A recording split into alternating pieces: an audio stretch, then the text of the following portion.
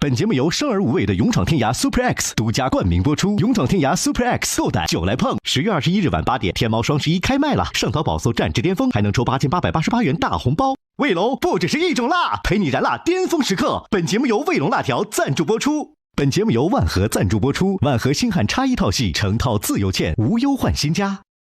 王者周年庆免费领限定传说皮肤，更有限定称号、灵宝套装等9重礼登录送。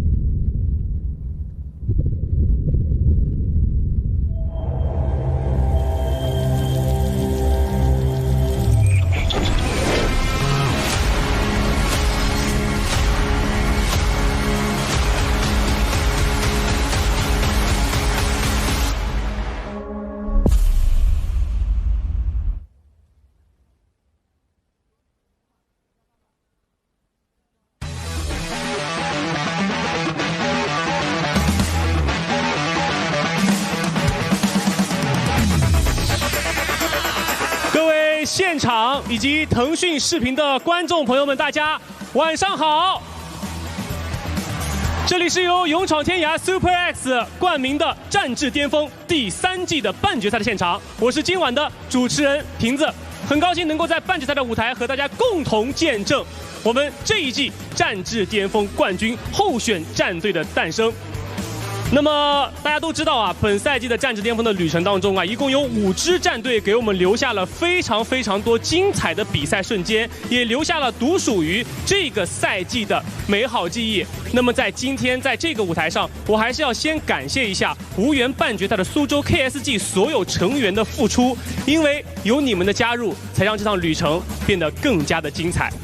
在上一个赛段中，胜者组的3支战队成都一昌会、重庆狼队和688战队共同争夺一个总决赛的直通名额。在换位中轮空的688战队优先选择了成都 AG 超玩会作为对手，而时代少年团作为空降奇袭战队呢，以3-1战胜了重庆狼队，以至于重庆狼队无缘去争夺这一个直通总决赛的名额。那么最终688战队是以3-0的比分战胜了成都 A 超玩会，直通总决赛。那么在今天9折战队、重庆狼队以及成都 AG 超玩会这3支队伍蓄势待发，准备在今天的赛场上书写属于他们的传奇篇章，争夺最后一个晋级总决赛的名额。现在，我宣布，《战至巅峰》第3季半决赛正式拉开帷幕。请允许我先宣读一下今天的比赛的大致赛程。在今天的半决赛的直播当中啊，将进行2场的 BO5的5局3胜的比赛。采取的是冒泡赛的赛制，在败者组胜出的9折战队选择的第一个对手呢是成都 AG 超玩会。第2场将由第1场的胜者与重庆狼队争夺最后的总决赛的席位。在本场的直播中，观众朋友们还可以在腾讯视频的站内选择多机位进行观看。机位包含评论席的机位、备战间 reaction 机位，待比赛开始后还将开放由腾讯视频站内投出的敖子毅、黄俊杰、刘星3位选手的第一视角的机位。同时，今天我们一同见证的还有新老朋友们啊，巅峰不止步，热血战不停。本节目由生而无畏的勇闯巅峰 Super X 独家冠名播出。拉环开启决胜局，全麦升级闯巅峰，小蓝瓶为超勇时刻碰杯。10月21日晚上的8点钟，天猫双11开卖，上淘宝搜战至巅峰还能抽8888元的大红包。决战至巅峰，购物享狂欢。10月26日，王者福利日登录免费领取限定的传说皮肤，更有周年庆限定称号、灵宝套装等9重礼物，登录就送。在今天的比赛开始前，我们在微博上发起的战至巅峰勇闯天涯的红黑榜的第4阶段已经结束。微博的网友们投票选出了自己心目当中的 Top 1的选手，其中红榜第1的选手，他就是成都 AG 超玩会黄俊杰。希望选手们能够在接下来的半决赛以及总决赛当中发挥出最好的状态，让我们拭目以待。那么我们战至巅峰第3季的总决赛呢，将于10月26日，也就是下周6的晚上的18点整，在腾讯视频王者荣耀端内同步直播。接下来，让我们共同期待哪支战队能够脱颖而出，与688战队会师总决赛。接下来，在双方选手的正式登场前，让我们先来看一下九哲战队和成都一超玩会的赛前大话王。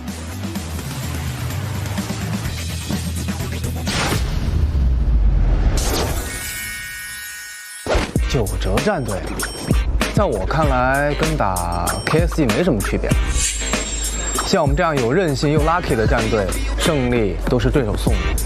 老铁，上个等着送饭的 KSG 已经被我们送走了，下一个就是你们了。至于凯哥嘛，他的英雄池我了如指掌，跟他对线绝对没有问题。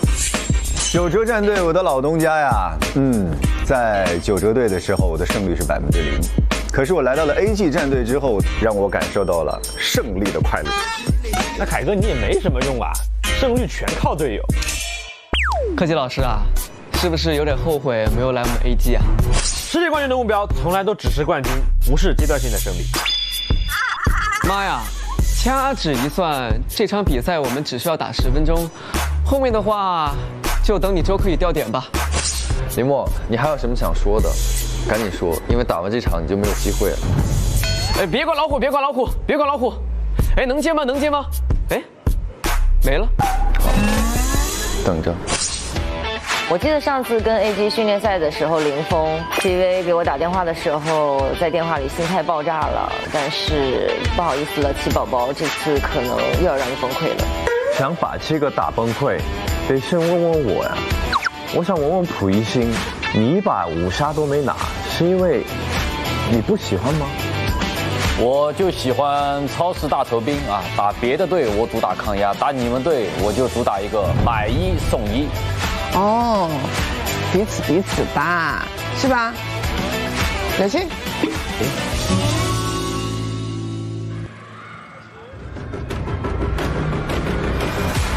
接下来要进行的是半决赛第1场，由成都 AG 超玩会对阵九哲战队。首先有请两队对抗路选手，欢迎成都 AG 超玩会林墨。他临危不乱，拥有强大心脏，作为3季元老，成长有目共睹，是当之无愧的舰队核心。欢迎九哲战队柯洁，他是奇谭王者，以无畏之姿踏足电竞战场。今日看他以智破局，在峡谷中续写传奇。有请两队打野选手，欢迎成都 AG 超玩会黄俊杰。从社恐的贝利亚到开了狂暴的指挥，少年永远不会因为胆怯而畏惧。剑气纵横3万里，一剑光寒19州。欢迎九哲战队周柯宇，他是敢打敢拼的手法怪物，3年战至巅峰，热爱可抵万难。他的每次上场都是最意气风发的存在。有请两队中路选手，欢迎成都 AG 超玩会王凯。在经历换队的重新磨合后，他用稳定的情绪和努力的付出，让队伍从不可能变成了拥有无限可能的全新 AG。欢迎九哲战队王瑞鑫，他是开局就惊艳全场的甜妹野王，是打出爆炸伤害的中单法王。他的每一次奋战都诠释着满满的女子力量。有请两队发育路选手，欢迎成都 AG 超玩会李承铉。从小白射手到成功拿下5杀，他用实力证明了，在王者峡谷40岁正是拼搏的年纪。欢迎九哲战队蒲熠星，赛赛场上他是情绪稳定的输出位，赛场下他是话不多却句句戳心窝的好帖子，人狠话少，正是阿普本色。有请两队游走选手，欢迎成都 AG 超玩会戚薇。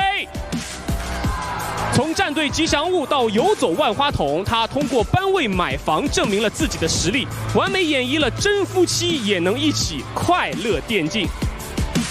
欢迎九哲战队刘星，他是在音乐中找到电竞力量的蔡文姬，更是在关键战局中厚积薄发的热血女子力。有请两队教练，欢迎成都 AG 超玩会教练，颜值与实力并存的教练界新星，欢迎北师。欢迎九哲战队教练，那个男人，他来了，欢迎九哲。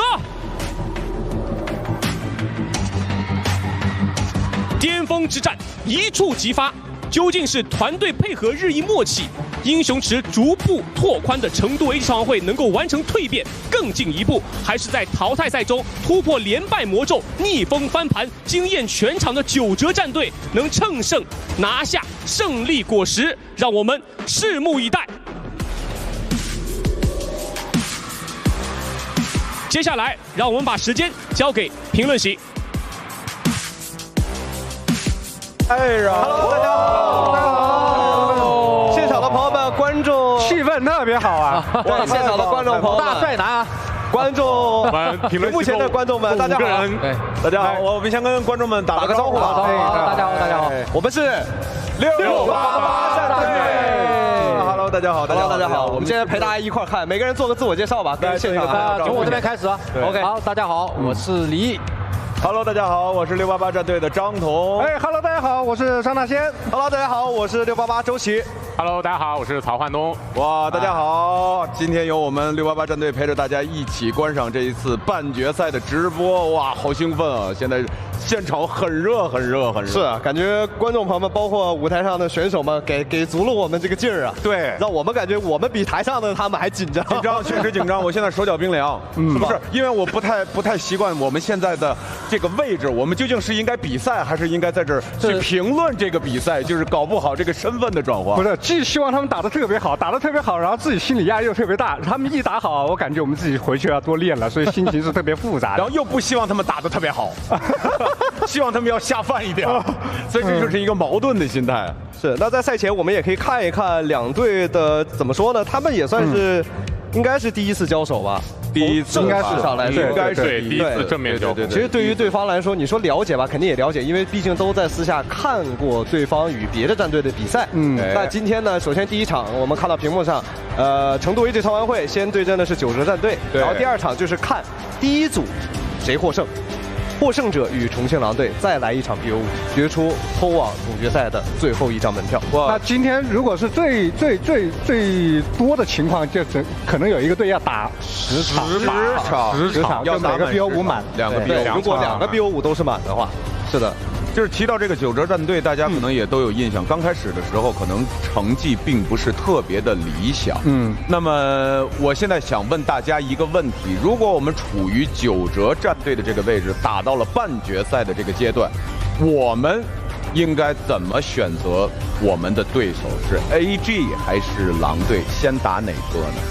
其实如果我是的话，我觉得对于我而言，这2个战队都可以。为什么这么说呢？因为我其实，在上一次看到九哲战队打比赛的时候，已经明显感受到了他们的一个蜕变。但是齐锦，你有没有考虑到一个问题？有的时候我们在比赛的过程当中，我们抛开训练赛不谈，在比赛的过程当中，我们其实要耗费特别大的精力和体力的。你如果把强队留在了最后，你在前面把你的精力体力耗完，你怎么应对强队呢？是会有这种情况，就像我们刚才说，有可能打满了，到最后会出现这种体力啊，包括因为打了很久，坐在那里很久，整个精神上也会进行一些消耗。对，我们看一下，看数据对比吧，看一下两边战队的数据对比。来，曹老师给大家讲讲。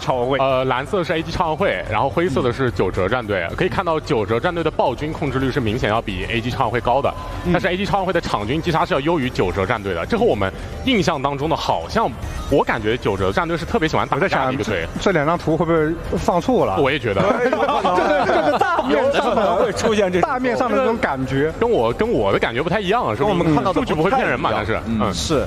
而且看到其实两边，我感觉差别其实不太大的，其实不太大，都是无边形的一个各有所长。对，而且看到有一个数据叫时长对局时长，我觉得在战至巅峰没有一局的时长是短的，大部分都是20分钟起。对，20分钟见2条风暴龙王之后才能决胜负。是啊，很少有这种速推。那我觉得马上比赛也快开始了，我们大家各自预测一下，然后因为我们手中大家看到有2个边路选手，来，我们先看2个边路选手。我们先看数据对比吧。李默，这2位选手，我感觉李默的场均击杀和场均死亡都比柯洁要高，说明什么？说明林默是一个比较喜欢开团的选手。好，死亡问题抛给你，你觉得林默强还是柯洁强？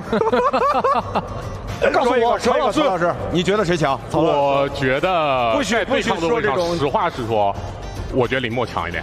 是吗？我觉得林默强一点，然后这2位打野是我平时会跟他们打排位的2位打野，打的比较多。那死亡问题第2弹那个黄俊杰这2个人，我觉得他们俩水平都很高，他们俩差不多，他们俩是2个风格的打野。是，确实。周柯宇是比较冲那种，黄俊杰是相对保守的那种。然后我就喜欢你这种圆润的回答。哪里圆润啊？我只能说心里话，因为黄俊杰打的时候，他会更多的关注到整个全局的一个情况啊。然后周柯宇呢，他手法怪，他很喜欢冲啊，就是可以看到就是进攻性更强是吧？对，两位选手都是自己的核心打野。中路的数据对比出来了，凯哥1.7，凯哥对于瑞星的2.2。那凯哥场均有死这么多次吗？没有吧？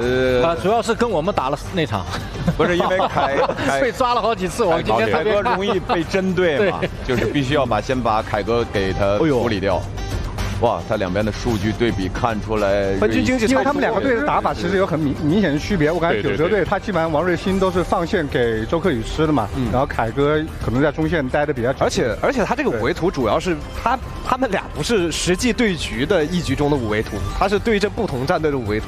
看一下射手位的对比，来周琦看一下射手位置啊，射手位置其实。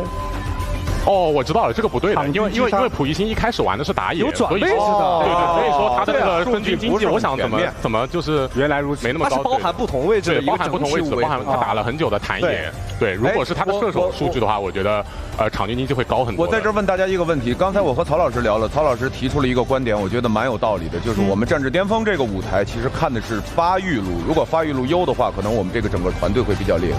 大家也是持这种看法吗？发育路没有，那个我跟童哥聊的只是因为我想让他保着我打，所以我这个原来如此，所以我这个我在不给你洗脑，我在给童哥说这个主要看。不过我们战巅峰时间拖得长的话，肯定是得爆发一路的。哇，是哇，这两边6边形战士， 6边形战士，2位辅助都很优秀啊。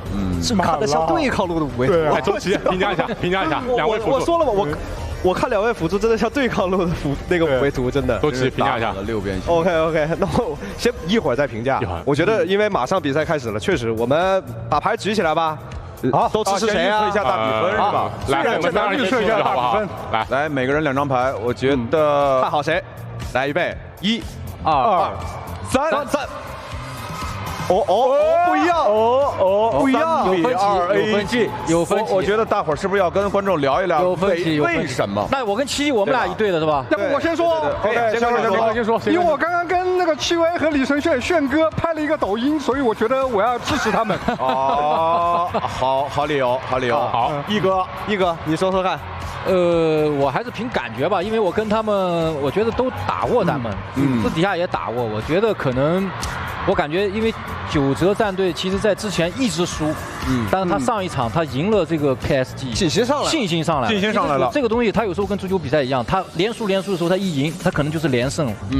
一哥预测一下比分是多少？不及比分，大比分是多少？大比分是多少？大比分要不你先来，我先来啊。我觉得，因为我看好了九哲战队嘛，我觉得大比分3比1。3比1，哪3哪1？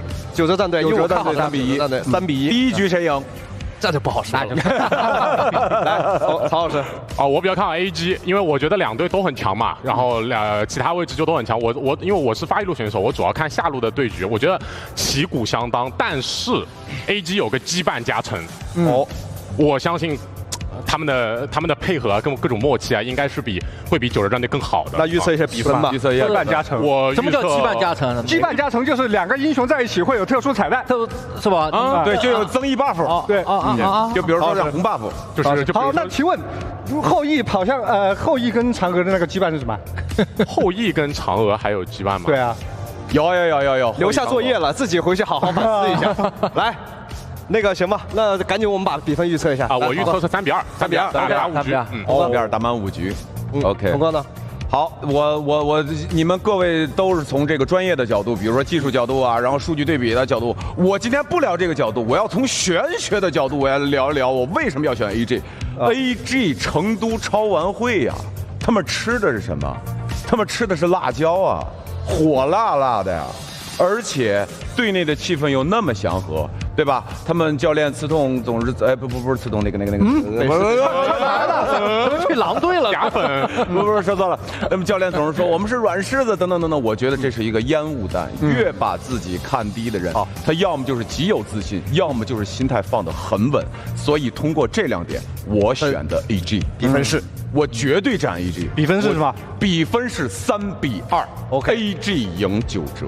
好，最后宪哥来吧，收个尾，比个分。我本来说准备3比2的，我以为是我会这样的说，没想到这个团队也是这样。让我给抢答了，没关系，也可以是没关系，也是3比2，也是3比2。行，那我们可以 OK， 那我们就预测完了。预测完了，那我们预测完，对 OK， 那马上进入比赛，接下来把我们时间交给解说席。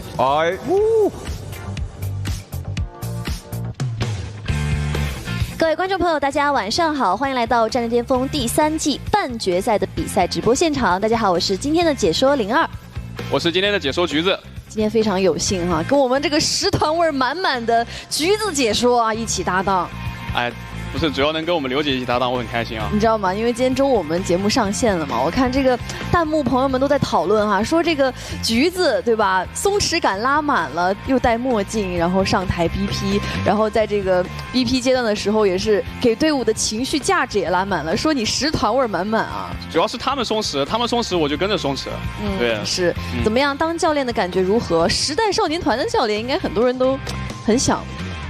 很羡慕。我说实话，我跟他们很搭啊，因为他们的就是想要的感觉跟我想要的感觉一样。然后他们这一次总决赛也会来，然后我会带领他们一起来到总决赛的现场。哦，这么震惊的消息哈！那今天确实我们2场半决赛哈，第1场比赛呢是9折战队对阵到成都 AG 超玩会，所以他们之间的一个胜者将会晋级到我们今天第2场比赛，跟重庆狼队去交手嘛。那今天等于说是一个3进1的赛制。688战队刚刚在评论席聊得热火朝天，但他们也说到了非常关键的一点，就是在于说他们今天是来研究他们的对手的。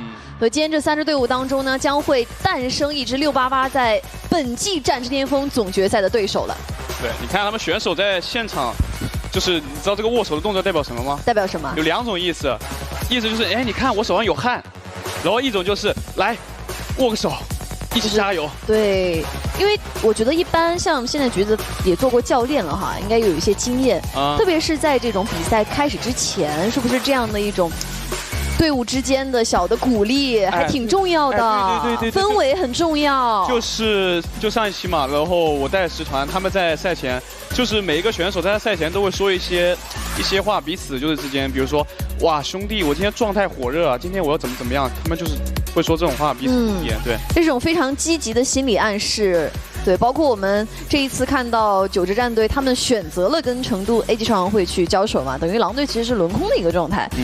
确实9支战队他们之前在跟狼队去交手的时候，可以说这个宿命感是拉满了，就是3次都是狼队获胜。他们我觉得说实话，心里面应该还是会有一点怕狼队的，所以他们今天选择了 AG 嘛。然后跟 AG 的这个交手呢就更有意思了，因为我们刚刚也听到评论席聊到了本季比赛9折战队与成都 AG 超玩会在正赛上是从未交手过，就整季以来素未谋面的敌人。但是在训练赛当中呢，2支队伍是有过约战的。那当时的训练赛里面呢，是9折战队顺利赢下了 AG， 但是就是还有一个很有意思的点，我不知道橘子你当时这个带10团的时候有没有耳闻啊？什么？九哲战队本季在训练赛中与各支战队交手都战无不胜，但是在正赛中却胜局鲜少。我觉得这个你也当过职业选手嘛？这很积极，我说出来很积极，因为平时我跟柯宇在私下他玩的时候，他真的很积极。就是我找他打游戏，他说柯宇我们来排位吧，别烦我待会儿训练了。就是他真的很积极，然后你跟我说他战无不胜。是，所以大家很纳闷的点是什么？就为什么九哲战队他们训练赛战无不胜，但是一到比赛场上就赢不了呢？这你得给他们分析分析。这场上场下这个状态就是2个队嘛。如果说场上场下2个队的话，那说明就是上场之后整个人的心态会发生改变。所以还是心态上看一下九哲战队今天有没有调整好了。那进入我们今天半决赛的第1场比赛，蓝色方是九哲战队，红色方是成都 AG 超玩会。双方选手的英雄池，我仔细就是研究了一下，双方的射手好像都不玩公孙离，但是公孙离是一个版本非常强势的射手。所以你想暗示的是说谁他们会偷偷的练习，然后惊艳所有人是吗？对，如果说谁拿出了公孙离，我反而会比较去期待一下这名选手的操作。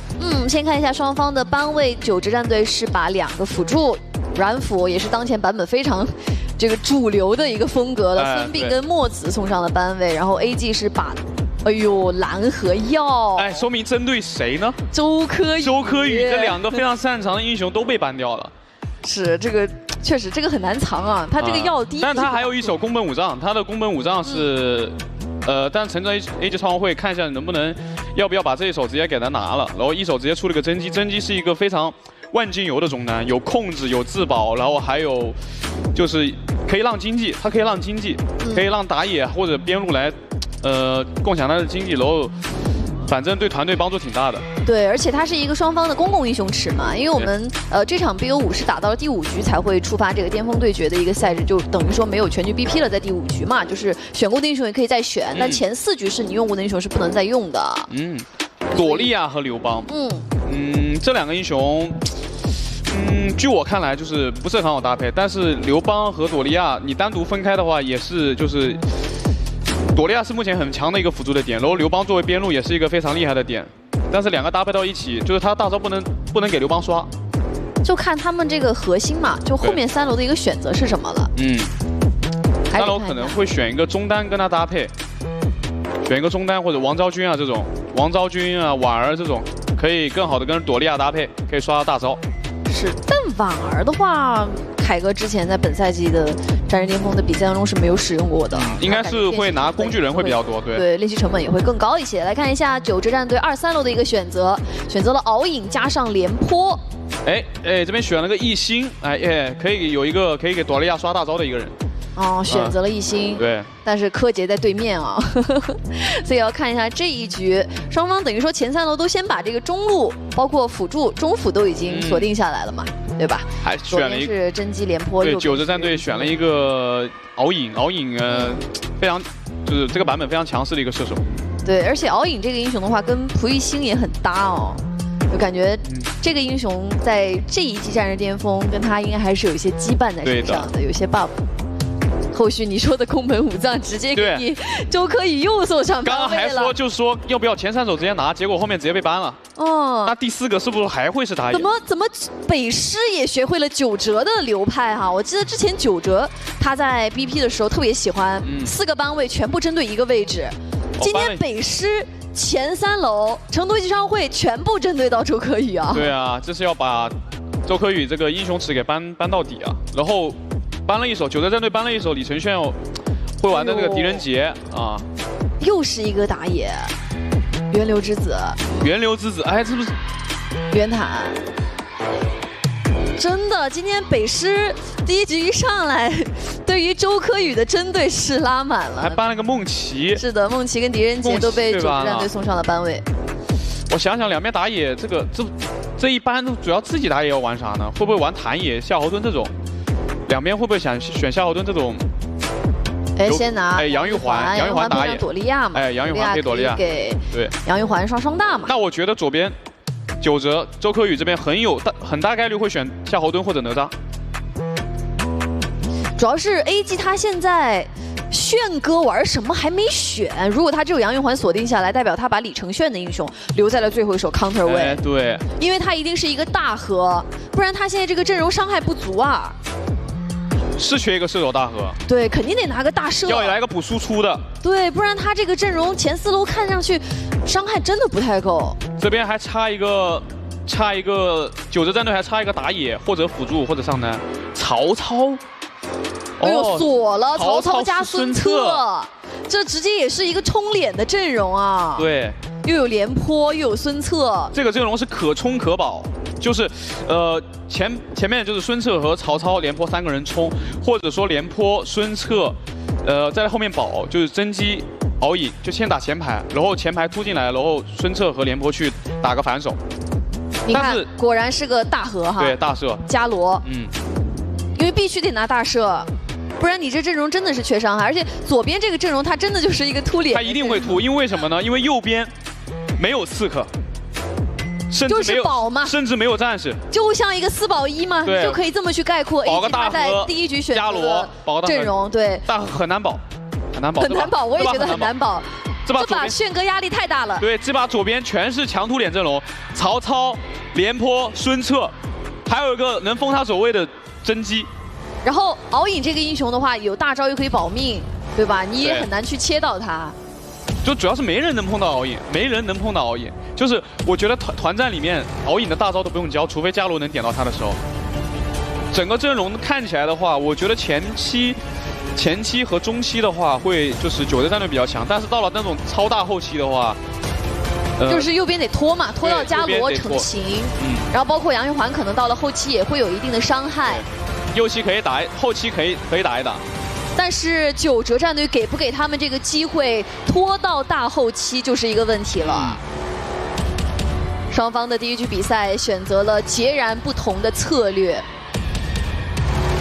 这把炫哥的压力会比较大，看他这个伽罗能不能把这个希望顶到最后了。双方教练握手，今天这场半决赛。第一场比赛的第一小局，火药味就已经拉满了。橘子更看好哪边的阵容啊？我呢，我说实话，我更看好就是九泽战队的阵容，因为它比较饱满。一个是4保1，一个是强突脸阵容，而我是玩对抗路的，我当然会更倾向看好于强突脸的阵容。这一把就看他们能不能去前中期就突破掉伽罗嘛，对吧？对。进攻能不能拉满了？前期的话，对线伽罗这边还是会比较舒服的，因为朵利亚有一个恢复能力，加上伽罗一个长手，敖乙和廉颇可能没有那么好打，就是下路的话。对，他们在发育路的一个对线上，可能在线权的争夺上会弱于 AG 这边一些。但是敖乙这个英雄，福一星选手选出来的话，这就是一个强势的版本射手，到了后期，到了中期，就是能掌控比赛。是的，这一局给周柯宇直接逼到用曹操去打野了。上班位的打野英雄实在是太多了，北师今天上来真的是对于周柯宇针对拉满了。但是曹操、周柯宇会玩的，平时打排位的时候他也经常有玩。进入双方 BO5的第一局对决，这场半决赛的第一局，我觉得就已经嗅到了双方真的是有备而来。进入比赛。蓝色方九哲战队，红色方成都 AG 超晚会，请做好准备，全军出击！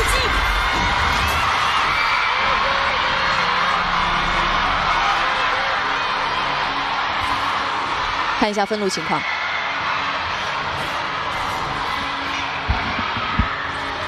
两边好像前期都没有什么，就是进攻的欲望啊，都是平稳发育，而且廉颇一级来抢中线。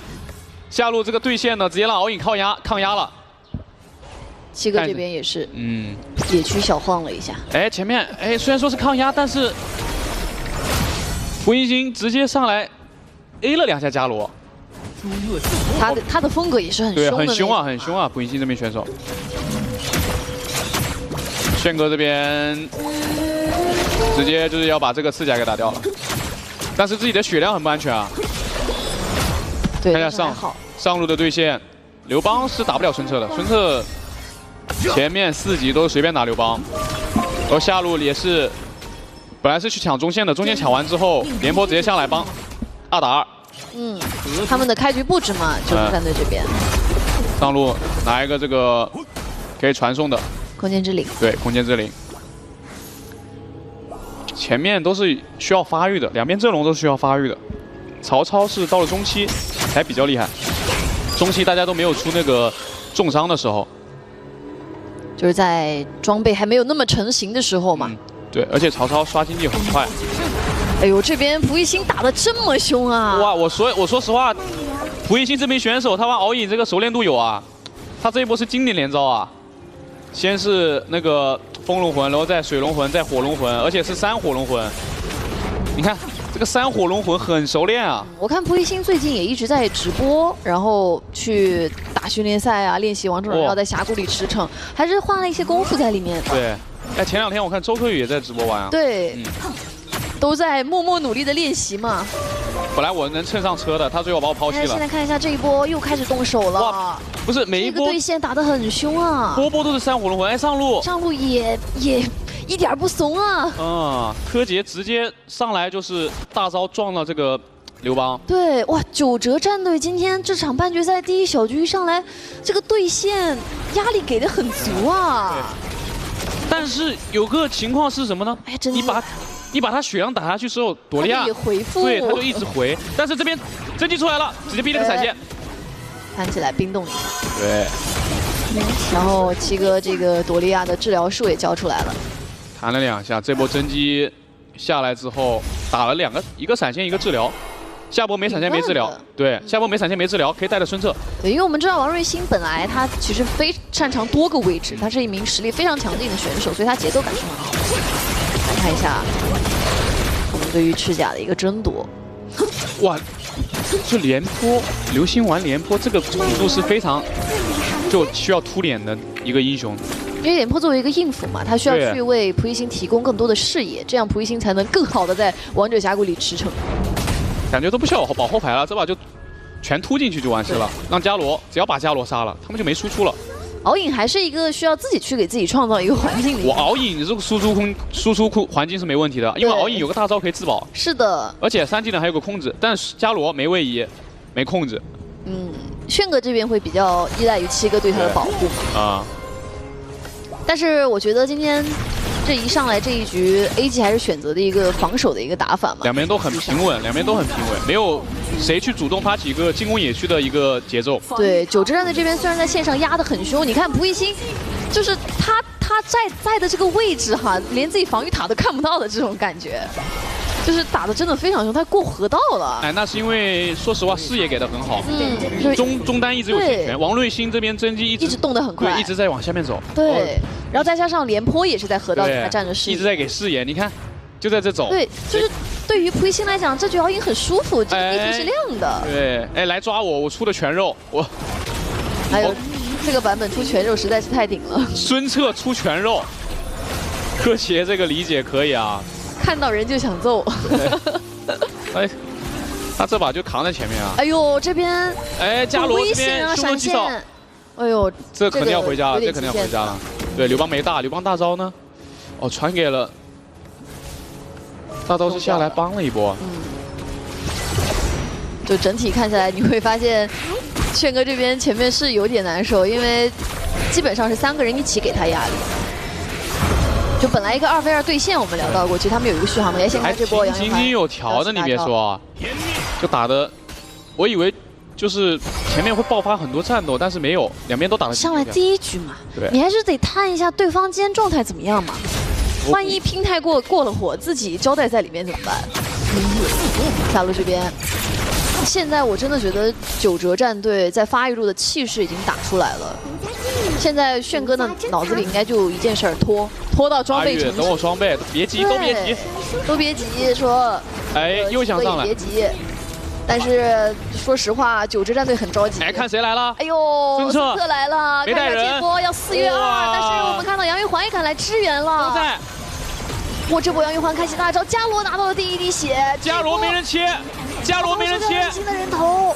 真机中了2个，还要继续收割。但是伽罗还是没人切。周柯宇的位置完成了收割，王瑞鑫这边也是拿到2连击破。我这一波团战打了成都 A 奥运会前面6分钟的一个团灭，还说打得不凶。先看一下这波柯洁这个孙策支援之后，整体5个人就一起赶来配合了，然后这波廉颇也是给到了一个关键群控。你看伽罗一直很安全，但是后面哎呦，甄姬这个弹实在是太恶心了，没拦了，打到伽罗最后是王瑞欣和周柯宇完成了收割嘛，分别都拿到了2个头。看到。下路这边已经发育路的外塔已经被突破了，轩哥这边，你觉得现在摆在伽罗面前的问题，他怎么办？他怎么才能拖到？把这个边路去换线，让刘邦去下路，有一个塔上路，有一个塔还就是能发育一下。他不能在发育路一直待着了。对，他在下路一直待着没用，因为他这个线也清不掉了，他出去太危险。他的视野会被压缩，他视野会被压缩。如果下路没有塔，下路没塔他不安全。来中路吃线，现在就是所有人走开，我吃线。哎，这波应该是被打了一个大招出来，林墨这边。哇，九哲战队今天一上来这个第1局打得如此有章法呀！无论是在对线的细节，我们前期看到蒲熠星的遨影，还是在刚刚那波下路团战配合上柯洁的这个孙策大招赶过来发起了冲击，整个九哲战队今天的这个第1小局准备太充分了，这段时间的努力真的不是白费的。AG 压力很大。就像我说的，一开始我就说了，只要这把伽罗发育不舒服的话，这边4保1阵容伽罗不舒服，那就很难打。但是他们这个点，说实话，九哲战队他们在阵容选择完毕就已经意识到了，他们的目标就是一个，就是要让伽罗发育不舒服。你看周慧这边又上去了，伽罗起大招，但是朵利亚死了，朵利亚这边没能保得住，但是5个人都在，九哲战队这边还要继续冲击，伽罗这个位置还在不断的平 A， 但是曹操到脸上了，这个血量也很危险，杨玉环也赶过来了，杨玉环开启大招，能不能收掉周柯宇的人头？收掉了，哇，这一波1换2。是，但是周柯宇这样的话，还是受了点影响，还是九哲算啊，还是九哲战队赚了。对他毕竟换了2个人嘛，对，能把蓝区。但有一点，伽罗没死。这个阵容最重要的就是伽罗，如果就是左边要把伽罗给切死，右边是伽罗要。林墨第1时间就传给了伽罗。对，伽罗也是一直在那个就注意在自己的走位，而且对。炫哥没死还有一个原因，七哥也一直顶在前面吸引着仇恨呢。当时你看到九哲战队所有人就去击杀朵利亚，哎，这边一个大招又要撞伽罗，没撞到，撞到了伽罗，刘邦传了个大招，杨玉环开启大招，能不能拉出来？伽罗还在这边拉扯，给了个绿盾，3火龙屯打到了刘邦身上，哎呦，这个廉颇关键群控成4哦，这个刘星刚刚这个廉颇也是把伤害给，但是林墨一个斩杀把刘星给收掉了。最后刘星辅助1换1，最后刘星死之前是把大招的控制给打出来了。但现在整体的发育情况来讲的话，九哲战队的经济还是要领先3000块的。现在蒲熠星也是，他也要抢速嘛，他知道拖到大后期，他跟伽罗的这个输出的伤害是没法比的。对的，而且右边全是保伽罗的，他自己得找出输出环境。颤抖。反正 AG 现在我觉得还是暂缓了一些。有个好消息，中塔没掉，中塔不掉还能一直发育。现在你看到伽罗身边已经站满了队友。对的，先拿红。因为他们特别害怕说柯洁的这个孙策冷不丁的又开启大招，开个船过来，那是真有点顶不住。得有个人挡船啊。得有人帮他挡船，然后伽罗也得找到输出的环境嘛。这边10分钟的暗影暴君，发育的很舒服啊。周奎宇这把发育的也很舒服，他一直在刷野。但他们入侵野区的节奏其实是受到了一些影响的。哦，这个3火龙魂直接伤害很高，把一星的血量给打下来了。有点危险。哎，一个大。哎呦，看到刘星的廉颇在旁边虎视眈眈，怎么说这波团又要开？哎呦，但是王瑞欣率先倒下了，这个位置给到机会了。周柯宇侧面进场，直接完成了收割。这一波团战 ，AG 又被打了一个团灭。这一波对于中塔的围攻，九哲战队，哇，真的是运筹帷幄的感觉。我们来回看一下。你看周柯宇这个进场的时机，基本上队友在前面给他创造了一个很好的收割环境。哇，九哲战队怎么给我一种判若两队的感觉呀？这么强！哎，是这边还有一波11分钟，难道说兵线进入水晶？有点快！让我们恭喜九哲战队拿下了第1局比赛的胜利，太强了！这还是你认识的九哲战队吗？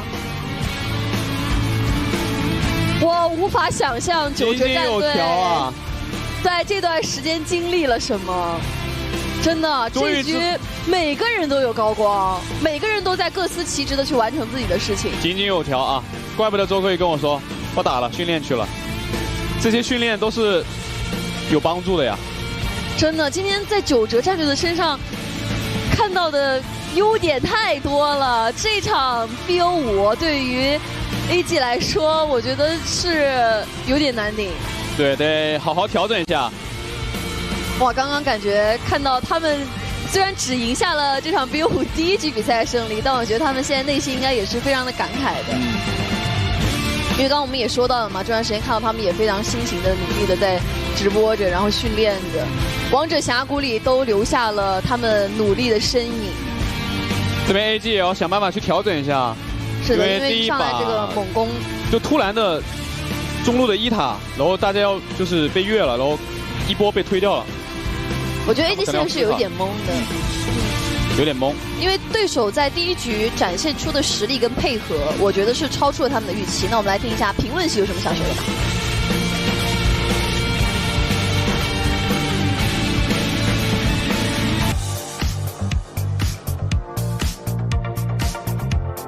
对啊，我们其实看到了 AG 已经尽力的去执行说挡船的这个任务了，因为他们那个阵容其实往后面打是机会很大的。对，唯一要担心的就是那一条船，船是挡下来的，结果又没拖到15分钟以后，对，差个4分钟。对，伽罗发力期太往后，对，其实有点可惜的，因为我们就像我们刚才在局内的时候，我们还在说，本来以为啊。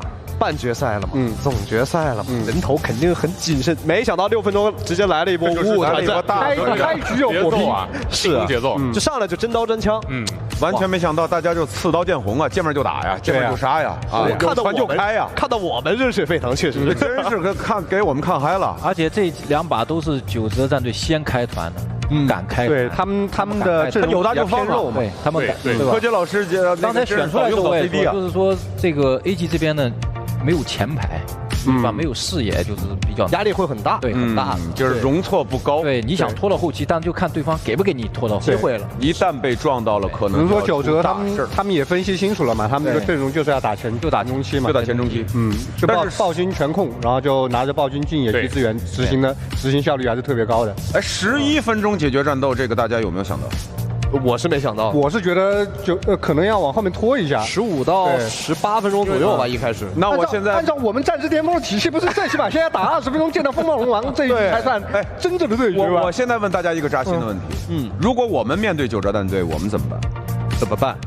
你感没感到身上有一种阵阵的寒意？我感觉现在人太多了，不方便说吧。我觉得说个实在话，我们聊聊心态嘛，不聊战术。明白。就是你面对这么一个强大的对手，11分钟摧枯拉朽就把对方给打灭了，我们应该怎么办？我们现在看到了。我们也很强，我们忘记上一局，赶紧下一局，赶紧下一局，进行一个准备工作以后的重整旗鼓下一局。老曹，你刚才说这个，说我为什么没有选那个伽罗，对吧？因为我一看这个阵容选出来，就说没有人保着伽罗，那保不住，全是冲脸的，对吧？刚才啊，咱们不是说九哲战队这把 MVP 给谁吗？你刚才不是说王瑞鑫的真机吗？对，其实我不一样，我一看觉得是谁呢？我觉得有可能是柯洁或者刘鑫。对，哎，我觉得是刘鑫，刘鑫柯洁的开团画面是给的非常足，刘鑫这几个开团非常足的，的确让我们看一下，我感觉。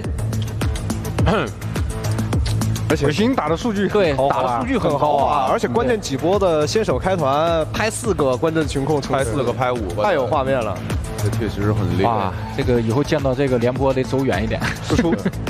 哇，都可以，伤害战都可以41.8%。哦，这个40%啊，周少今天状态拉满了，而且我告诉你，他出的是肉刀哦，肉刀。没，红刀，他玩的红刀，他这把就直接玩红刀的，直接红刀了。哎，我这种在我跟他们训练赛的时候，他不是都是没红刀，他曹操是红刀的，对他曹操是红刀的，曹操肉刀有点弱现在。哇，周少上来就拿起所有精神，上来就是拼，就是战斗，就是进野区，就是这个九泽队的这个进攻节奏感觉已经。哎呦，周少给到了，还得是周少啊！我们都预测错了，没看数据，没看数据，咱一脸盲猜。是。哎呀，那两支战队也得做下一场的这个准备了。哎，那我们刚才最开始举牌的时候，实至名归。我举的是九哲战队，是吗？我看你不是举了一支笔吗？你举的是九哲吗？是，最后大局嘛。啊，大局我举的这个。不是你举的一支笔呀，琪琪，你这个不能蒙混过关的。好吧，那这个笔写出来就是 AJ 了啊。实际上这一波我觉得都有的打的，加卢位置一直很好，对。但最后王日新一个一技能抬得太好了，是。把那波速度节奏给打乱了，啊！这一波周少，哎呦，大绕后，这一波我觉得他们状态不好的时候应该回家，不是？但是你面对一塔后面没有想到，都会从那个角度切出来。面对这个真机的时候，在一块其实最大的就是一弹就是一片，汤，直接分割战场了。对。但是其实你记得我们在刚才那一次团战的时候，就是已经有人说了，就是可以先回家嘛。你要还不回家，一开船就完了。对，就是还是要守一下。就是这个就是血量少，就赶紧回去。没错，选择上就是这个，因为有孙策他可以强行开团，然后又不是没有开过这个。现在比较担心的就是 AG 他们教练要马上调整心态，因为我相信教练。就是这几个选角啊，就是比如说中路的艺兴啊，或者是下路的射手伽罗，曹老师给出的结论是可能玩鲁班更好，但我相信肯定是最近大家手感正热的练的比较多，伽罗，对吧？然后就应该是拿出了自己最近练的英雄体系。然后但是第一局如果失败的话，其实很容易心态压力会拉起来，心态和部署。对，就怕刚才像轩哥说的，如果第一局拿的都是偏自信的英雄，对，或者是说平时赢的比较多的英雄，到场上第一局比赛自信上来，结果没想到是这样的一个效果，其实对于成都 AG 超玩会来说压力还是蛮大的。对，士气打击会蛮大的。也是希望他们积极调整心态吧。我觉得没关系，慢慢来。我前段时间看这个 KPL 比较多啊，就是我看到一个数据是说，好像近3年季后赛 KPL 拿下第一局的队伍的胜率是总决赛还不知道季后赛是100%，是吧？就第一局赢了后，第一局赢了，就确实 BO7的话好像就是太气势了。当然 KPL 打 BO7嘛，第一局赢了，感觉是士气的一个问题，因为我们打过比赛，我们知道输一场很难受，输一场很难受的，下来话都说不明白，下来都对，因为你每一次选阵容出来都是绞尽脑汁的，对的，选完了后他输了就很影响后面的安排了，因为有些英雄跟英雄搭，你把它拆开来用了，你可能那一个阵容就不好用了，不会那么好使。对，是。其实有的时候竞技体育就是这样，我们的实力差不了多少，但是由于这个心态的不稳定，可能会让我们这个实力大打折扣。对，大家都很厉害，状态着重之间的，对，看状态。而且其实我如果站在 AG 的视角来说的话，其实刚才我作为如果 AG 场上队员来说的话，我不会想到，会打的节奏这么快。对，因为对于不管是总决赛、半决赛，还是说我们平时的真正的淘汰赛也好，其实大家都是谨慎为主，觉得可能是谨慎一点吧。对，上来先摸一摸。所以他们应该也没想到。如果是我个人性格肯定是往稳了打。对，我觉得我不失误就能赢，就万幸了。对，我就没有太想说自己要怎么秀。是啊，我是比较偏这种，就是跟性格有关系嘛。这个就是其实九泽战队打的就是快，他的这个节奏就是快，但是呢，就是说很多东西就是说我们常说的，他快，你不要跟着他的节奏走。是的 ，AG 是跟着你跟着他的节奏走，你就很难。其实这时候就刚大仙说的，如果往后拖到你自己的节奏，因为每个队都有自己的节奏，你跟着别人的节奏打，你就很难。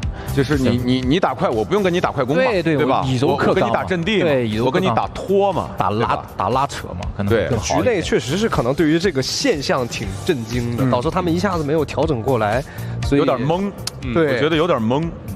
他没想到打懵了。一下说到这里有个题外话，有个那个我不知道大家综合怎样，就是我觉得毅哥很明显的特质，他是一个比赛型选手，是你能明显感觉到平常训练的时候，你这么一说，我平时训练我要好好练了，不一样了。所以换了个人，我们自己评价一下，你觉得你是比赛型选手吗？你觉得我是吗？那你要看。你自己感觉？你觉得我是吗？我们你对别人评价，我觉得啊，你觉得？我作为一个就是因为我也给你打过辅助嘛，游走位嘛，我觉得有一个很大的关系是什么呢？你吃没吃饱？我说不是资源吃没吃饱，他跟生活日常挂钩的，这家伙。他不是那个游戏内的局内经济吃没吃饱，是生活中，比如说我吃没吃好啊？不过这也正常，这每个人打比赛之前都可能每次吃完饭就贼菜，对吧？他是吃完饭贼菜，我是什么情况呢？就是我特别想上厕所，结果我那一场我没去成，没去上厕所，感觉我憋着了，玩不了了。我发现每个人都是的，有那么一点影响，奇奇怪怪的事情。到时候可以问问选手他们自己每次打比赛有什么奇怪的事情。啊，哎，有没有办法针对一下呢？就是比如说这个，那就只能看多打，多去培养这种好的心态。对，多吃是。那我们在这里也是再次恭喜一下九哲战队获得了第1局小局的游戏胜利。哎，第2局马上准备开始了。也不知道两边在备战间，刚才教练对于选手他们之间有一个怎么样的交流吧？那就期待一下他们第二场不一样的发挥。很希望 AJ 能够迅速的调整状态。冲！这把选谁 ？AJ， 这把我们还是看了那个都要看之后都要看 BP 吗？是吧？就这个士气太重要，对，然后第1局的话是九哲蓝色方，然后成都 AG 长玩会是红色方。一会儿看一下，因为是败方选边嘛，一会儿看看成都 AG 长玩会北师教练选择的是红色方还是蓝色方嘛？估计呢？我觉得可能会选蓝，会选蓝，他们选蓝色方。那就一会儿看看他们同步过我们的消息吧。因为 AG 其实也是打发育路的队伍，是。打发育路就蓝方好打，因为那个红 buff 离暴君比较近。是，而且我觉得在战争巅峰要考虑的一个因素，我觉得你会不会觉得 AG 他那4班不变？我很有可能4班打野。我觉得前2班不会变，至少前2班不会变。就要跟蓝，对，或者宫本要或者宫本。如果他们既然执行了这么个策略，那后面应该会一直执行，感觉，否则就没有必要执行了。好的，那我们就看看周科宇还有什么大野英雄啊？是的，周科宇英雄海，周科宇会的好多的。看看这个海到底有多深。有时候说英雄海，但是其实就是说你自信的，就是拿出来你感觉有个70-80%就有。对，就已经很好了，就有厉害的和巨厉害的。对，他没有菜的打野，他只有厉害的打野和巨厉害的打野2种。行，那 OK，那下场比赛马上开始，我们把时间交给现场。好的，欢迎回来。目前的话，九哲战队1-0成都 AG 超玩会暂时领先。刚刚我们听到了评论席的很多分析哈，首先是关于周科宇的针对，说觉得说 AG 可能今天还是会4班打野，你觉得呢，橘子？我觉得他们既然第1把4班打野了，那第2把还是会延续，因为这是他们商量好的战术。如果临场改战术的话，队员会可能会不知所措。但是我觉得，你看你4班了周科宇对吧？那周科宇人家拿曹操打了41.8%的伤害占比，还拿了 MVP， 能限制得住吗？仅靠班位就想限制一名选手，我觉得是一个很天真的想法哦。他就是周科宇这名选手，他的一个就是刷经济能力特别的厉害，就是你不管给他什么样的打野，他只要能刷经济，一定会对后排的威胁特别的大。所以以至于去限制周科宇，不如想想如何去让自己的 C 位活得更舒服，就让自己打得更舒服，对吧？如果他刷经济很快，那怎么让我刷经济变得很快？那怎么让我在团战里面不那么容易被他给切掉？这才是 AG 应该要想的东西。是的。那么在这一局的话 ，AG 是主动选择到了蓝色方。评论席刚刚也分析到了嘛，确实在蓝色方的话，发育路的炫哥应该会更好过一点。对啊，因为我说实话，炫哥上把压力很大，因为炫哥上把游戏体验极差，他的2波死都是很大的一波节奏。因为第1波死是没办法，4个人来到塔下，5个人最后是5个人，然后第2波也是5个人，还有个落后的周科宇，真的就没办法活。刘邦传他也没有用。是的，我觉得现在两边看起来心态是比较平稳的。首先是没前排，对，刚刚评论席也聊到了嘛。我以为就是有可能会选夏侯惇，如果选夏侯惇的话还好，但是杨玉环的话，确实如果因为选了朵莉亚要给他刷大招嘛，但是前期的就是过渡太慢了，以至于导致下路对面来的人太快了。对，刚刚让我最震惊的一点是什么？是刚刚把话口给到评论席，688战队已经在聊说，他们要是遇到了九哲战队要怎么办了。我心想，哎，这才是半决赛的第一场比赛，不是他们摊牌赢下第一局，这就是强者的自觉，知道吗？他在别人的失败就是在别人身上的失败，找到自己有可能发生的。就是他很强，这强队，但是还早呢，对吧？看到画面当中的欣姐，哎呦，她第一局这个连播啊，在我心目当中那也是表现数1数2的呀。真的，我觉得欣姐的进步也很大。我感觉她一点都不怂哎。对啊，就是你打我好，那我回头就要干你。对，你打我吧，我回头就要干你。我是廉颇，我怕你什么啊？我就是可以为队伍去提供更多的视野啊。然后他确实也做到了，就今天第一局九哲战队的这5名选手真的是各司其职，把他们的阵容消化的特别好。你看11分钟就带走了，我觉得，所以 AG 这边压力很大。对，一场游戏的胜利跟团队的5个人都关乎密切。不是一个人的王者，而是团队的荣耀。今天九哲战，包括柯洁老师也是，因为柯洁老师在我们前不久的这个夏季赛的季后赛，当时还去到了我们线下上海的主场。当时我那天刚好在现场采访，然后的话也跟柯洁老师交流了一下，包括他当时在现场也找小胖学习了几招。虽然他玩的不是打野这个位置啊，他玩的是这个刚刚玩的是孙策啊，对吧？但是我感觉他在场上的这个节奏也很紧凑了。现在其实有几波大节奏都是他撞出来的。对，刚刚评论席也说嘛，觉得他也是 MVP 的不二人选嘛。但一看周柯宇是曹操48%的伤害占比，对，很夸张。曹操这个伤害占比，正常一般来讲，我们在 KPL 的舞台上看到曹操只会有周柯宇1半的伤害占比，20%左右嘛，他直接打了40%多。太快，这跟结束的很快也有很大关系吧？因为结束的快，11分钟就打了2波团战，然后2波团战它的输出都是最大的。对，还没有到这个蒲熠星到射手发力的时间点嘛。如果说刚刚时间再往后拖一拖，那这个伤害占比给到了中期的话，就敖影的伤害会非常的高。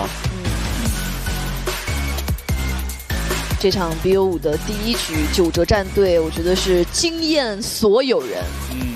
AG 这边要紧急调整，是的，马上要想到为什么会输。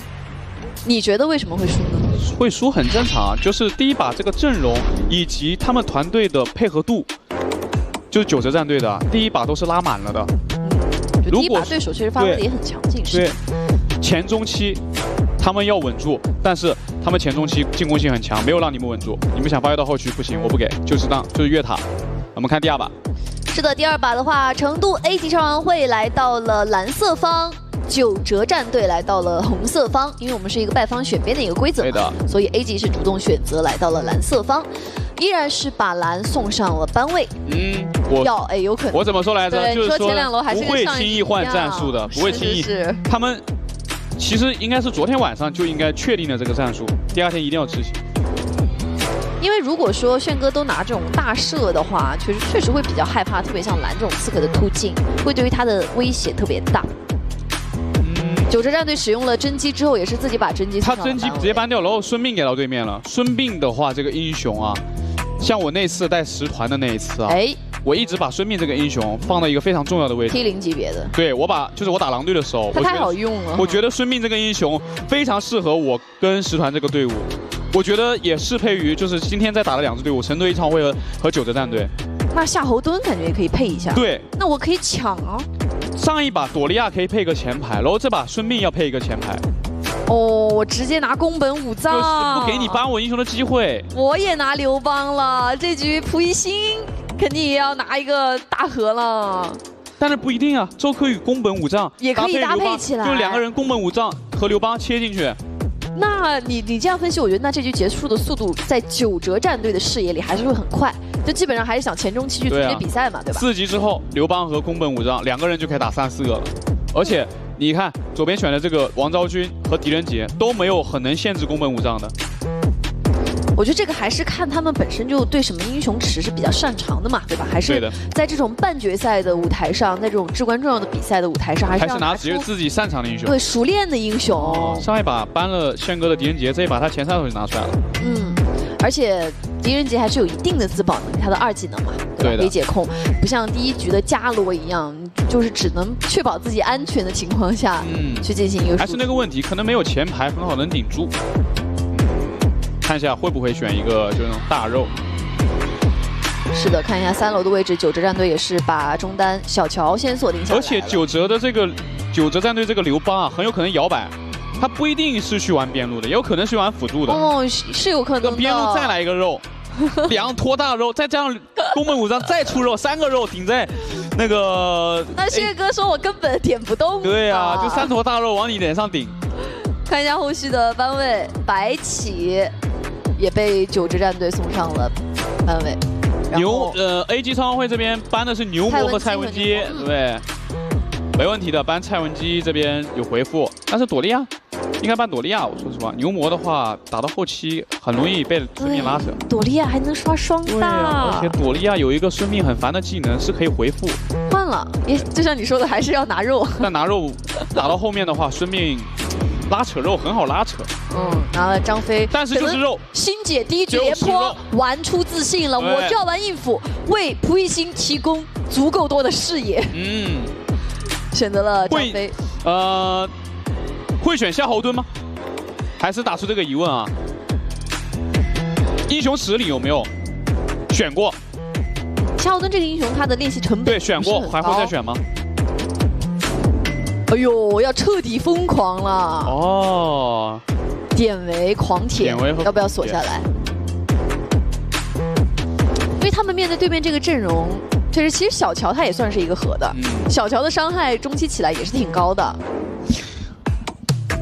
但反而一想，典韦打宫本武藏好像还有点说法。对，其他都没那么好打，只能见招拆招。除非拿梦琪，你看这手搬的梦琪就是为了怕黄俊杰这边选一个梦琪。对，黄俊杰的梦琪也是有点吓人的。5楼的位置，九哲战队给蒲熠星拿到了孙尚香，一个绝对的大核。是的，这一局九哲战队的思路也依然是非常明确的。核心也比较多，画面给到炫哥，上一局的伽罗可以说是特别的难受。对，这一局走到了蓝色方，发育路会更好过一点，同时拿到了一个有自保能力的狄仁杰，还有就是王昭君可以放线来支援他。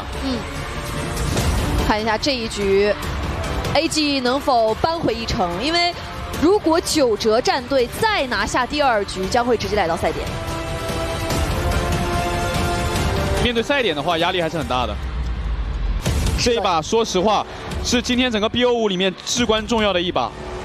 如果 AG 超会扳回1分，那么就是来到一个持平的，就是心态会发生变化。我跟你持平，那就从头来过，就等于 BO3了。对，但是九哲战队拿到1分的话，那你将会面对我3个赛点。那你看好哪边的阵容呢？橘子，我刚刚说了，他选了孙膑。你是看好孙膑是吧？对，我在10团的时候，我就跟10团的每一位就是伙伴们说，我说那天我这个 BP 的时候怎么跟他说了？今天一定不要让对面拿1把孙膑。谁拿孙膑你就看好谁。对，然后那天我们拿了1把孙膑，而且是至关重要的一把，这个英雄让我赢了1分，所以这把我看好成都 AG 超王会。你看好他们可以把比分扳平，拖到1比1。我比较想看他们巅峰对决。看一下这一局双方，那你的周柯宇这一局宫本武藏什么画面呢？我都不用想了，这小子绝对有画面的好吗？可是你看好孙膑啊？我看好孙膑不代表我不看好他呀。他们在不同的队伍，他会操作的，他会发挥的。好，那我们期待双方第2小局的对决。双方换边，蓝色方成都 AG 超王会，红色方九哲战队。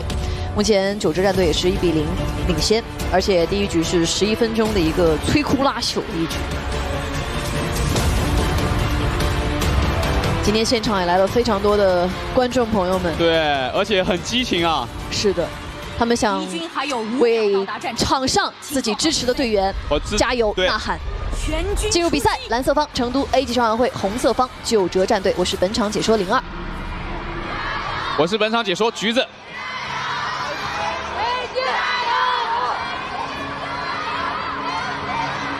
双方都是选择一个蓝开。有没有小动作？看看有没有小动作，没有小动作。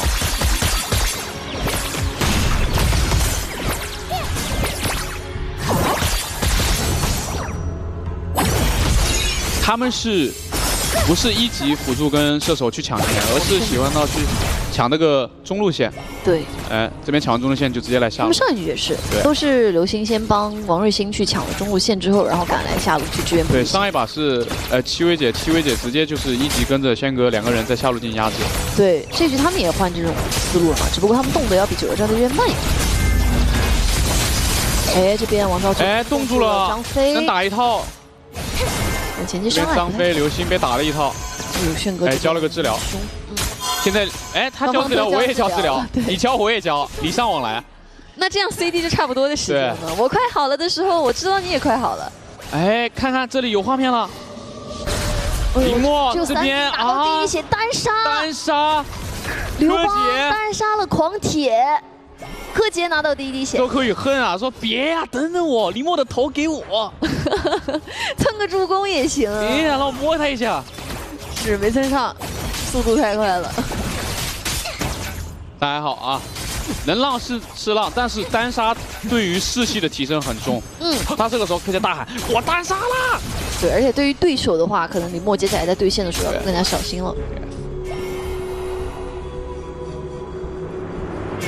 但是整个来说，对整个局面的影响，当然还是比较无伤大雅的。因为这个人头是刘邦拿到的，如果给宫本武藏的话，后果会比较不好。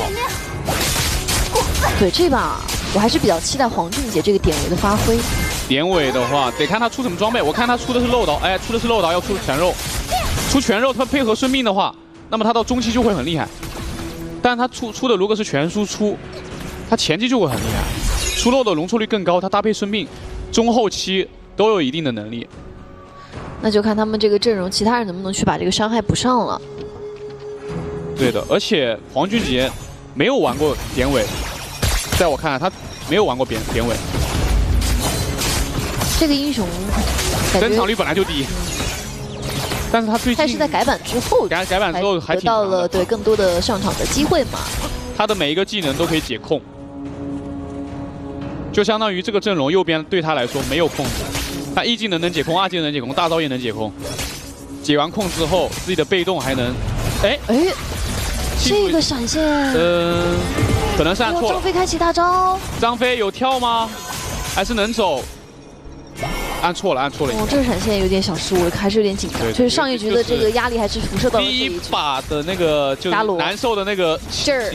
对啊，怎么又来这么多人？是。哎呦，有一点害怕了，就看到人多就想中闪现了。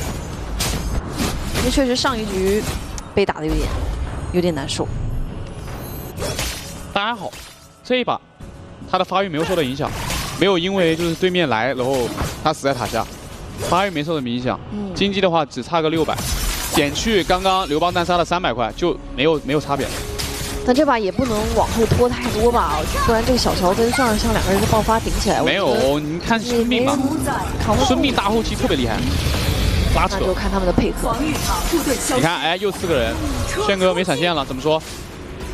压制。我要去摸龙，但典韦也在旁边虎视眈眈哈。应该抢不了了，有刘邦这边，你看。他有想法。你下去，刘邦就是传大宫本大招锁你脸上，很难受。哎，孙膑，赶紧一个黄牌救一下。哎呀。很默契啊！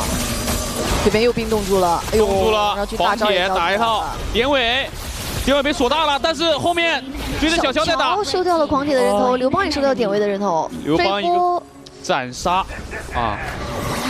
这波 AG 打了个2换0，很亏啊！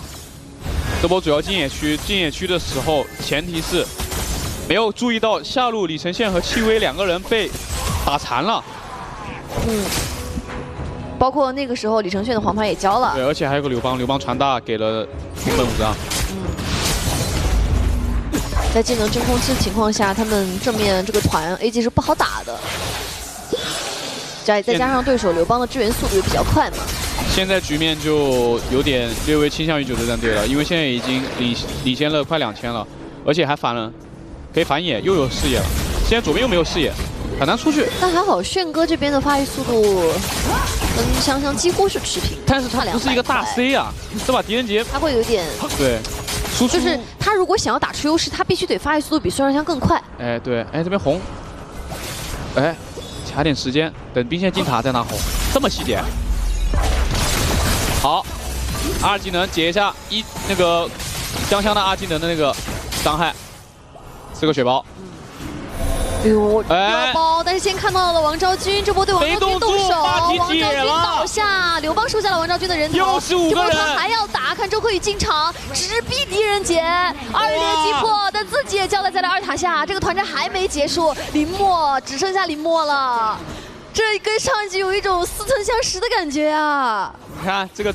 这就是宫本武藏加刘邦2个人就是这么霸道，周柯宇杀疯了，就是这么霸道。你看，直接一个大招还躲掉了王昭君的2技能，太细节了。凯哥太难了，然后这波周柯宇看到狄仁杰你敢上来，那我的目标就只有你了。林默一看，这波团我接不了。这波周柯宇从百草园滑到了3位数，杀疯了，真的杀疯了。这个就是你说的画面嘛，对吧？打出来了。我说的画面他都有。那你看，那孙膑咋办呢？拖呗，拖呗，还能咋整？AG 跟上一局一样，还得拖。我都跟你说了，周柯宇这小子肯定会操作的。你也跟我说了，孙膑胜率很高。打到后期嘛，拖一拖，成都 A 超会往后期拖一拖。孙膑还没显现出他的威力，因为右边这个阵容你要切进来，我孙膑2技能往后一拉，追不到我就能5个人打你1个。哎，你往后拖，你看一下右边，宫本加小乔加孙尚香3合，哎，所以没有用啊。拖了没用吗？不是，我是说他，你得这样想，你得往后拖，你得给自己心理安慰吧。有这种机会了。对，唯一的解法。传过来，以为要杀狂铁，进去了，但狂铁很肉，狂铁出了很多肉装，把狂铁逼走了啊。你不要看这么打了这么多团战，但是经济还真没差多少，就2000多。2000块，没有上一局的差距大。2000多不至于杀死比赛，就看哪边可以再找到机会嘛。对，这个阵容这边又动手了，张飞开始大招吼到这个位置如果要切进来的话，王昭君冻住了后面的刘邦，直接限制住了刘邦的进场。凯哥这波冰冻还是挺及时的。为什么说孙膑后期强呢？因为孙膑后期他机动性，他能让整个团队提速更灵活。如果他让整个团队提速的话，难受的会是，就是孙尚香会很难受，因为为什么他会打不到人？他要打人的话，一个提速直接拉走了，很难打出输出来。对，包括其实我觉得刚刚这波团战 AG 化解的也还是不错的，因为你看到张飞先交大吼到3个人，明显九哲战队是想动手的。哎，对。对，但是还好凯哥的这手王昭君直接把后面的人给封住了。封住走位，这个很关键。王昭君，哎呦，差一点，小乔被狂铁贴到脸了。哦，还好。一个刘邦大招，再加自己一个闪现成功。哎，王瑞鑫打得也很凶啊，他闪现也交掉了嘛。不知不觉中已经快落后3000了，还有救，还有的拖。不会那么快结束，只要这个高地不掉，这个2塔不掉。我只能说还有的拖，但是对于九哲这边来说，就得拉扯。我觉得 AG 这边对，但是对于九哲战队来说，你要拖呢，我不让你拖。对，九哲战队这边一套打下来的伤害爆发太高了。这典韦东龙发现了，直接抢龙没抢掉，没抢到，但是有刘邦收下来了。1打2，哇，差一点上路有捷报。你这边1打2，那我上路就是，哎，这波是3打3打赢了，我看吗？哎，这个很怕周柯宇。还有刘邦，有刘邦传下来了，狂铁1打2。我说你不讲武德，但是这个就是我们的战术，并不能够啊。是的，这几波小碰撞、小摩擦，九哲战队这边还是拿到了更多的优势。我已经想到柯洁会说啥了，嘿嘿，没想到吧？是，这有刘邦还是支援的很及时的。你看中路那波又支援到了小乔救了，对吧？无处不在啊。刚刚河道又是，就是你会发现。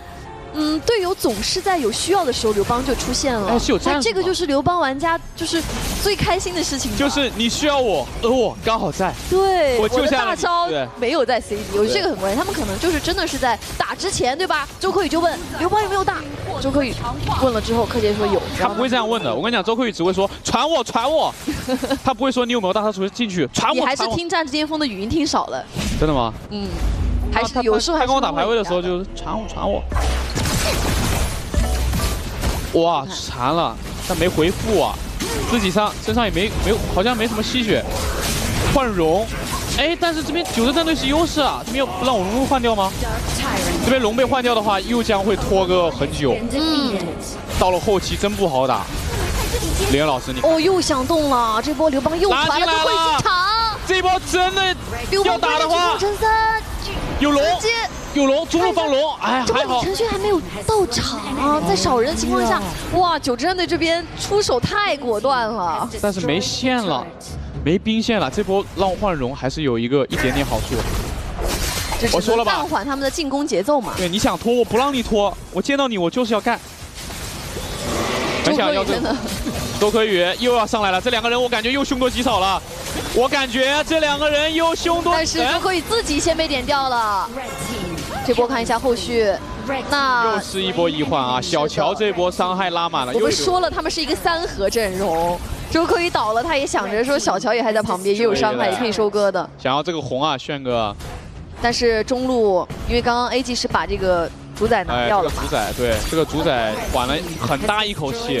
本来中一塔拔掉了，如果没有这个主宰，很有可能中路高地是一定会掉的。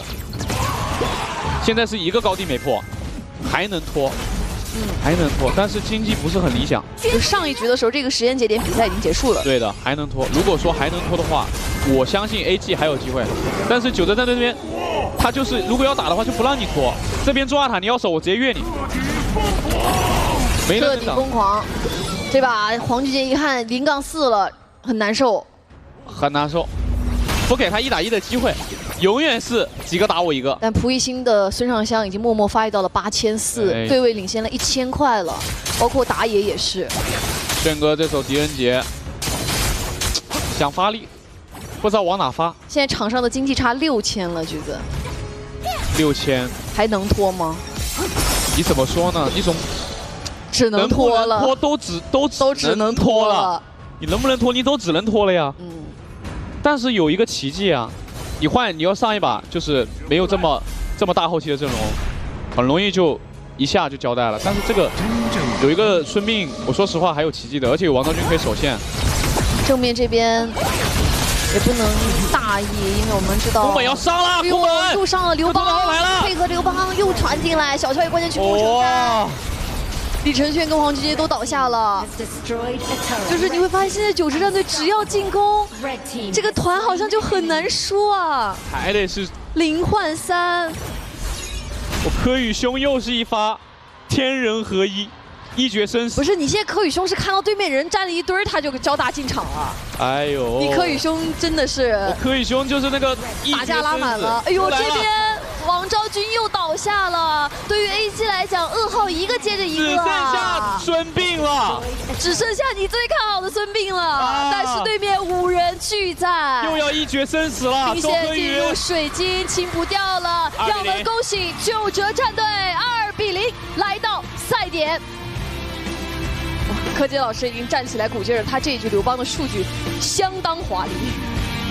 这一局他们俩的配合，超神的战绩，直接让他们起来，直接就是一个 give me five。说实话，在战至巅峰的舞台上看到周柯宇碎过很多次，今天直接一上来2-0，我觉得真的是给他们这段时间的努力最好的一个回馈。电子竞技的赛场上，永远是在场上一场又一场的胜利，让我们明白了努力的意义。让我们把时间交给评论席。欢迎回来，欢迎回来，欢迎回来，欢迎回来。其实挺精彩的，我觉得。对，其实首先我们先恭喜九州战队获得了第2个小场的胜利。是的，已经踩到赛点了，拿到了赛点，拿到赛点了。对，只要他们再赢下一局，那就赢下了挑战战队狼队，对吧？重庆狼队去争夺最后一个总决赛名额。我们看一下九州战队已经体系非常成熟了，就是以周柯宇为核心去打野区节奏，而且周柯宇特别敏感，就基本上他输了节奏后，他知道对面红蓝到底有没有刷，该不该继续。拿到1点优势后，就是他们思路很明显嘛。这个游戏无非就是经济如果平均分不厉害，但是如果中路愿意把经济给让出来，就王瑞星基本上开始第3波兵线就开始挂边了，所有的经济让周科宇吃。周科宇拿到经济后就真做事啊，拿钱真办事啊，对吧？然后就打架就有优势，打架有优势了，打架一波优势出来就开始进野区了，然后野区入侵就是思路打得非常清晰，专业术语叫什么？有训练痕迹啊，训练痕迹，确实是。而且大家有没有感觉这2支战队放在一起的时候，其实觉得九哲战队可能会更成熟一点，在这个战术执行上，然后再打是。我觉得从打法上吧，更稳定啊，更稳当的这种。感觉就是2队虽然打法风格不一样，但真来到了半决赛的舞台上，其实就在那一瞬间。对。其实有一波挺可惜的，我觉得如果刘邦没有带斩杀的话，黄俊杰在下面如果把那龙坑是吧？龙坑把那2个人给宰了的话，我感觉就应该是大节奏了，整体节奏就好了。但万万没想到就是那个斩杀，对，一整局啊，布满了斩杀呀！柯洁的斩杀从头斩到尾啊，8-0-8 MVP，老铁，全场经济最高10528的刘邦，通天边路啊！所以刚才那个奇迹说了，就是说这个 BP， 就是说如果拿个老夫子，有可能会克制到刘邦。对，对吧？就是说，还是我觉得成都这常王会的话，他们视野上很难受这一把，没有前排也会很难受。然后再拼团战的话，包括就像刚才说的，周慧宇只要经济滚起来，他打架赢了就开始滚野区，几波结束之后，其实慢慢的就没有什么还手之力了。哎呀，很难受啊！就是你说我们在砍了38.5，尽力了呀。对的，而且我觉得最难的一点是每次斩杀都能斩到人。对，因为我带斩杀有的时候，比如说我玩个什么亚瑟刘邦啊，我带斩杀，我有时候斩不准啊，经常这 CD 就又返回去好几次了。CD 是贡献型斩杀是吧？对，就是差不多打点伤害，不到那个补点伤害标的那个点，补点伤害。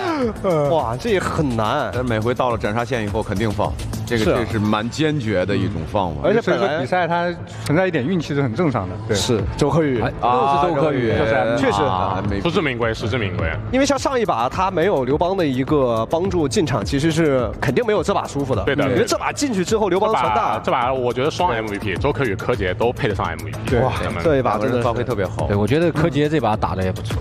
柯洁线上打出优势，对，但刘邦了嘛。刘邦本来说。其实不一定好对线，按理说他那么快能支援，他线上应该不会那么强，结果他硬是打出了线优，对，又打出了支援，所以说他的打野就会非常舒服嘛。对，破解了这个对抗路，而且这波霸体躲得很及时，多霸体躲兵，对，然后队友帮拆火，这波李默也很帅，直接2A 闪进去，是的，对的，强行换掉张飞，然后这波刘邦传大，这波也是很可惜，你看一个斩杀，护盾皮，这一波其实有点可惜了，对，2盘血这么打，就真的是完全信任哦。我就是你感觉打团的时候，其实就是说九哲战队永远是5个人吹4个呀，这是吹了4个还是3个？这是4个，3个乘3个，哎呦，哇，老铁，这真的其实挺难的了 ，AG 啊，不好打了，等一个奇迹，有没有让2追3？就是看他们，就是我们在评论席上聊了这么多，我相信 AJ 的教练组可能也会看到这些问题，就看他们如何调整，然后如何调整自己的心态。对，我觉得尤其是现在周科宇状态太好了，对，是就。士气正旺，状态是没有办法受影响，因为他已经连胜了2把了，第3把他只需要正常发挥，然后他就可以拿下这场比赛。对的，那第3局就看看 AG 有没有一个有效对策，绝地反击，看看能不能可以发生这种情况。刚才他们怎么搬英雄呢？他们刚才依然针对周科宇，还是针对周科宇？那为什么根本放出来？要啊，他们应该因为只有2个班位，你拿了2个班位，因为只有2个班位，然后上来就宫本和刘邦就出来了。还是前一手是用的？我觉得他的2个班位，周科宇英雄之身了。其实我是觉得没必要针对搬2个再选1个，因为他蓝加刘邦，宫本加刘邦，耀加刘邦其实都可以的，差不多的。当然，其实最好的是宫本加刘邦。实话说，最好的是宫本加刘邦。其实那把就是包括选出来AG 的前3手选出来之后，对面紧接着就把梦奇给搬掉了，所以出此下策只能拿到1个典韦。典韦选的其实挺好的，是 AG 这边也没有抢到白起，但我觉得从团战画面上来说 ，AG 比第1把已经打得好多了，达到了希望了。对，第1把紧张嘛，我觉得是很正常的，斗志上起来了，都紧张。但是就是因为前2把九哲战队升温的太快了，所以第3把也希望他们及时做出调整，进入状态太搬回来。他们就是说这个打团打的，我觉得也是非常的好，知道吗？永远是5个人在一块打。就他们每个人发挥很稳定吧，稳定，对，然后思路极其清晰，也没有人你看他们打，就好像在打一个小孩儿一样，就是给我的这2把的感受。当然，我这个话肯定是肯定会惹众怒啊，这说一声不好意思。但是你给我一个直观的打法，就是好像觉得，哎，这被牵着鼻子走，沟通上或者说是思路上有一些茫然，有一些慌乱，就不知道该怎么办了。相反，九哲那边就很明白，打挂完边以后，我推中推中后再挂位。对，就是你这么比较的话，还是那边九哲会优势稍在这2场上吧，比较做的可能会比较好一点。我觉得其实真到了半决赛、总决赛，拼的就不是说别的了，我觉得就是临场的一些东西，对，包括像童哥之前老在跟我们强调的，心态，不管打什么，心态要好，心态，不管是输了1小局还是怎么样，心态先调整好，对，把该完成的任务完成，尽量减少失误，我们就能赢。因为它的确会影响到你的思路判断，你的本应该发挥的，你应该能发挥到7分。打到这个就是一波团的事，是一波团，就是一波团，然后运营嘛。然后往后打，因为在风暴龙王面前，大家就众生平等，对吧？对，你无论多大优势，保不齐一个技能把风暴龙王拿了，哎，翻盘了，对的，哎，尽量往后拖，尽量稳，前期就避战，不打了，不打，对啊，就逆风也无所谓，我们就往20分钟拖，没错，不丢人，哎，苟一点不丢人，怂一点不丢人，拿风暴龙王也是一种赢的办法嘛，对，大不了其实那个时候大家装备差不多，拼的就是什么呀？拼的就是团战了，对。就跟前面没关系，到细节了，拼的配合思路啊，谁沟通的更好啊，谁入场的时机更好啊，拼的。其实上一把大仙那时候说的就是他换龙的时候，换完以后，当时大仙就说了，赶快走，赶紧撤，脚底抹油，赶紧撤。但是他走的那个路线就是走错了，就是应该从上面走，应该从草丛里直接回去。人家也执行了，应该从上面走，但是从中间走了，一下就被碰着了。就那一下就完了，是吧？而且主要是我们不像那个 KPL 啊，他们能听内通，就是我们也不了解他们内通情况发生了什么。对，究竟是局内，比如说是在指挥情况下，大家团队配合的默契怎么样，或者怎么样？因为到了现场跟自己私下训练是肯定是不一样的。就像我们，比如说在各自家里打线上，和我们聚在一块儿坐下来打不一样，又是不一样的，感觉是不一样的。所以说，其实变数很多，很难猜到他们究竟在局内的沟通是一个怎么样的情况。兄弟们，马上第3局了，大伙儿有什么看法？有什么看法？稳住心态，实打实的说，就是我们我们就是以一个观众预测的。我从观众视角，我希望 AG 能拿一把，让比赛更好看一点。但是呢，我从这个现场的这个直观感觉来，我觉得有可能就3-0，有可能3-0零封。宪哥呢？我觉得。要不他们就打同样的打法，让打野出来都吃中路，然后就打野互拼一把，打激进一点过得快啊。琪琪呢？我觉得呀，我其实觉得有2种可能性，一种是维持他们之前的打法思路，还有一种情况。就是孤注一掷，全拿自信，抛下体系。太对了，抛下体系。咱俩的想法一样，就拼一把，就搏一把，全拿自信英雄，管什么体系？对，不要了，体系也配没有得了，不要体系。这个自信的英雄前面已经拿过。没，据我所知都没有拿的。还有，据我所知没有拿了。都没拿到，据我所知没拿到。据我所知就是破釜沉舟了，就是对，怎么样我都不管了，我就打一把，我就拼一把。每一个人拿出他们最，你兴许能拼出一个不一样的成绩。我觉得像林梦的亚莲啊、白起全都没有出。项羽，林梦的项羽，拼人拼得很狠的。行，那大家选手们也准备好了，下局比赛马上开始，我们把时间交给现场。好的，进入双方 BO5的第3小局对决，目前九哲战队已经2-0 AG 来到赛点了，也就意味着如果这一小局比赛九哲战队再拿下，今天将会3-0直接零封 AG， 晋级半决赛的第2轮，那就要跟狼队去争夺我们最后一张总决赛的门票，会师688战队了。我觉得刚才评论席的688战队说得很好，现在他们就要展示自己了，就是既然就是正常打感觉就很难打的话，那么就是要拼搏一下不一样的东西了。有没有私藏杀招啊？得拿出来了。我觉得肯定是有准备的吧，因为其实我们这一次的半决赛开始之前，还是给了选手们比较长的一段备战的时间的。但是现在我们目前唯一看到的杀招就是不停的搬周柯宇的打野。得需要一点不一样的东西了。可能更多的是，就像我们在上一局的时候聊到过的，一方面你是要去限制对手的一个上限，那另外一方面的话，我们自己的上限要怎么去打出来？因为九哲战队这一次半决赛给我们的感觉真的是重生了，感觉特别的，就整个团队的配合非常的妙。妙在哪里呢？就是你感觉每一个人都没有失误，非常的默契，对，战术执行的也很到位，阵容消化的也很好。他们永远5个人在一起。是的，进入双方 BO5的第3小局对决。但是整体成都演唱会依然是败方选择了他们依然不会变，一定，我觉得还是会搬打野，可能会打野的英雄会产生变化。你看，不会变的，这个战术不会变，但是他们自己拿的英雄，我觉得需要好好思考一下了。九哲教练今天看起来也是胸有成竹啊。甄姬他们第1局使用过的英雄依然是送上了班位，蓝和耀没变啊。甄姬拿了，今天应该是搬到底了。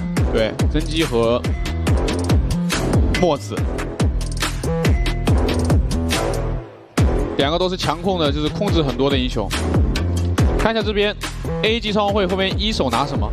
一手的话会不会直接拿一个致命性的打野？哦，一手直接帮戚薇姐拿一个蔡文姬，先拿一个软辅，先拿一个就是软辅保一下对线，对，包括回复。对，蔡文姬在这个版本也是一个非常好用的一个辅助英雄。这边最怕九哲拿什么？九哲战队拿朵莉亚和亚莲。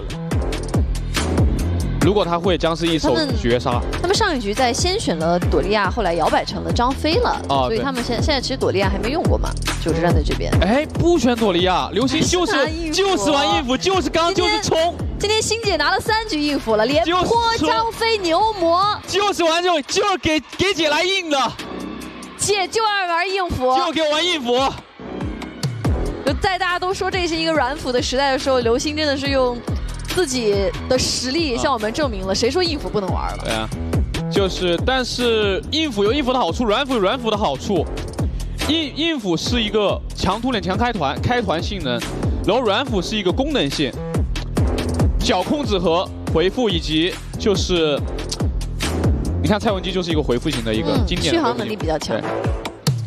成都演唱会的2、3楼选择了曹操加上海月，九哲战队的3楼依然是把中路的位置周瑜锁定下来。你会发现今天其实九哲战队在这几局比赛当中也会把王瑞鑫的一个中路的英雄放在前3楼去做一个选择，包括上一局的小乔也是。搬了个手约。炫哥的话使用过伽罗跟狄仁杰了嘛，然后像他还有孙尚香，对吧？鲁班7号，孙尚香已经九哲战队也用过了。亚后羿 ，AG 的话，哎，马可波罗，灰心应该会玩马可波罗。对，灰心会玩马可波罗的。灰心这边也是马可波罗、百里守约、伽罗、蒙亚后羿。开始都双方前3楼都没选射手，不是都没选射手，但是都在搬射手，那就考验彼此的英雄池。对，但是射手是搬不完的。后羿也送上了班位。马可波罗，看一下 AG 要不要再搬一个射手？应该还要搬。你跟我对着刚，那我也对着刚。但是两边如果有一个人掏出公孙离来的话，那将是绝杀。太爱公孙这个英雄，如果有一是搬掉的。对，如果有人掏出公孙离来的话，那将是绝杀。再搬炫哥也说，那我英雄池怎么办，对吧？而且到了第2轮是红色方这边先选嘛，先选一个，先把伽罗拿了。哎，拿伽罗，哎，牛魔也是够硬，前排顶得住，那我伽罗就有输出空间。说完就给你换了，想到第1局炫哥的伽罗过得有点惨。炫哥过本拿孙尚香，伽罗还挺不错的这把，因为伽罗的话手长打海月很好打，锁了拿了伽罗，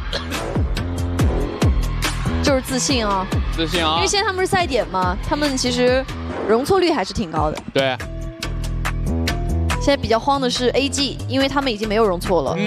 但是哎，你小子藏到最后一个了，周柯宇还没拿英雄呢 ，counter 位嘛。你都说了，周柯宇英雄海了。英雄海，哎，我跟你讲啊，他真有可能这把拿一个什么，你知道吗？哪吒。哎，这小子有可能那又开始替炫哥着急了。对呀，他真有可能拿个哦，来笑裴擒虎，真是他真要拿哪吒，拿哪吒或者梦奇，你猜他会拿哪吒还是梦奇？你了解他，你让我猜，我觉得是哪吒，但是我就觉得他不顺我意，不顺我意，他自己掏个英雄出来。你觉得他这两个英雄？哦，我不信。马超，我不信。你为什么不信？锁了，锁的就是你，橘子。马超拿出来了，你为什么不信？我国一马超在这。那你指点他2招是吧？他没被我指点过，他拿出来干嘛？哦，你觉得他只配拿你指点过的英雄？那倒不是，这小子天赋还是很高的。马超拿出来了，这一局。哎，让我来看看他这马超怎么个事儿。注意观察一下他的细节是吧？啊，我来看看他马超怎么个事儿。而且不好打，真不好打，马超这个不好打。这局面对对面这个阵容来讲不好打。老虎打马超，而且中路是个海月，也可以拉进去。看他出什么装备吧，这把是漏刀还是红刀还是？这把肉刀好一点，红刀的话就比较吃手法了。看到周柯宇也在跟柯洁一直在沟通啊，观察了一下，双方教练握手完毕。这一局也是九哲战队的赛点局，如果他们3比0拿下了 AG。那马上紧接着我们今天即将带来的第2场半决赛，他们就将跟重庆狼队去交手，决出最后一个总决赛的名额。688还在评论席虎视眈眈，是九哲战队把握机会零封对手，还是 AG 把比分扳回一局？有点今天 AG 压力真的挺大的，有点穷途末路的感觉了，得放手一搏了。就看这一局能否化险为夷。面对这样一支质变的九哲战队，今天的 AG 能否在场上快速的去调整自己的状态跟心态？心态是最重要的，他们得把自己前2把的失利给抛之脑后。这一把是全新的他们。进入比赛。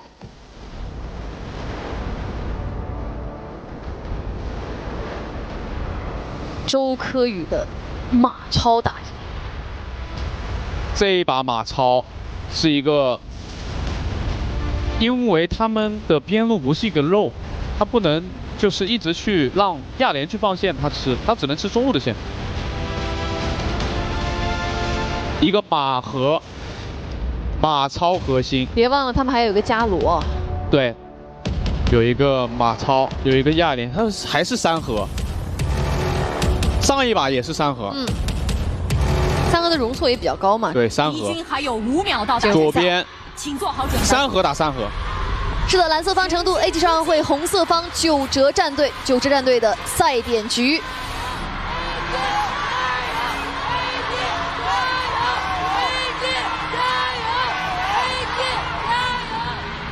看一下双方的开局。这局七哥还是选择了跟炫哥一起，然后星姐这边还是选择在中路抢线，对，先帮人心抢线，然后大家打一波状态。这个中路的这个只剩1个兵，周瑜、王瑞鑫这波带着牛魔还是跟往常一样来到了下路，李承铉还是跟往常的一样，准备撤退，准备撤退，对，对面来人了，对，他们也是看了一下。对，因为你吃了2局的亏了。说实话，今天他们这个必须得想办法了。不是，他们一直这样中下转，那肯定得改一下嘛。王俊杰这边中路一起吃线，2个人，他是要刷到上路，然后跟马超打一波2v2。上一把也是，上一把是宫本，2个把1个人抓了。这一把老虎选择，又有可能单杀。我柯洁今天的对抗路给林墨的压力有点大。这个亚莲有点意思啊。双方这一局打野都是选择从下半路往上玩，但是老虎没有选择。黄俊杰准备还是留在中路吃一波中线，保自己发育。这个曹操哟，林墨能不能嗅到一点危险？嗅到了，往回走了，但是中路流星被打了一套红 buff 粘到，闪现交出来了，闪现，吃一口血包不吃，留给周宇，是留给王瑞鑫，太团队了。希望穿越星辉，是我吃了，学习一下，我吃了，我真得吃。看一下黄俊杰这个位置也有一些想法。好，这个是要一起吃线，但是吃线没吃到，枪没了。上路这边曹操，但是这个血量不好说，真不好说。曹操才刚来的，曹操有没有技能？双方火拼，又是柯洁单杀了林墨，拿到第一滴血。哎呀，很难受啊！这波刚开大招，但是却没一技能。火鹰号起飞完事之后，旁边刘星顶到了，还要打，有一个大招，地出闪现，又收下了李承铉。王瑞鑫这波灵敏的放线。他们今天这个中下的节奏真的是把炫哥打得好难受啊！对呀，还有刘星姐这个牛魔，队友一来我直接顶上去。姐玩的就是硬服，太硬了呀！这凯哥这边压力有点大了，真有点大。而且炫哥说：“我刚消停会，怎么又来了？”真的看到人就得死，线都不吃了。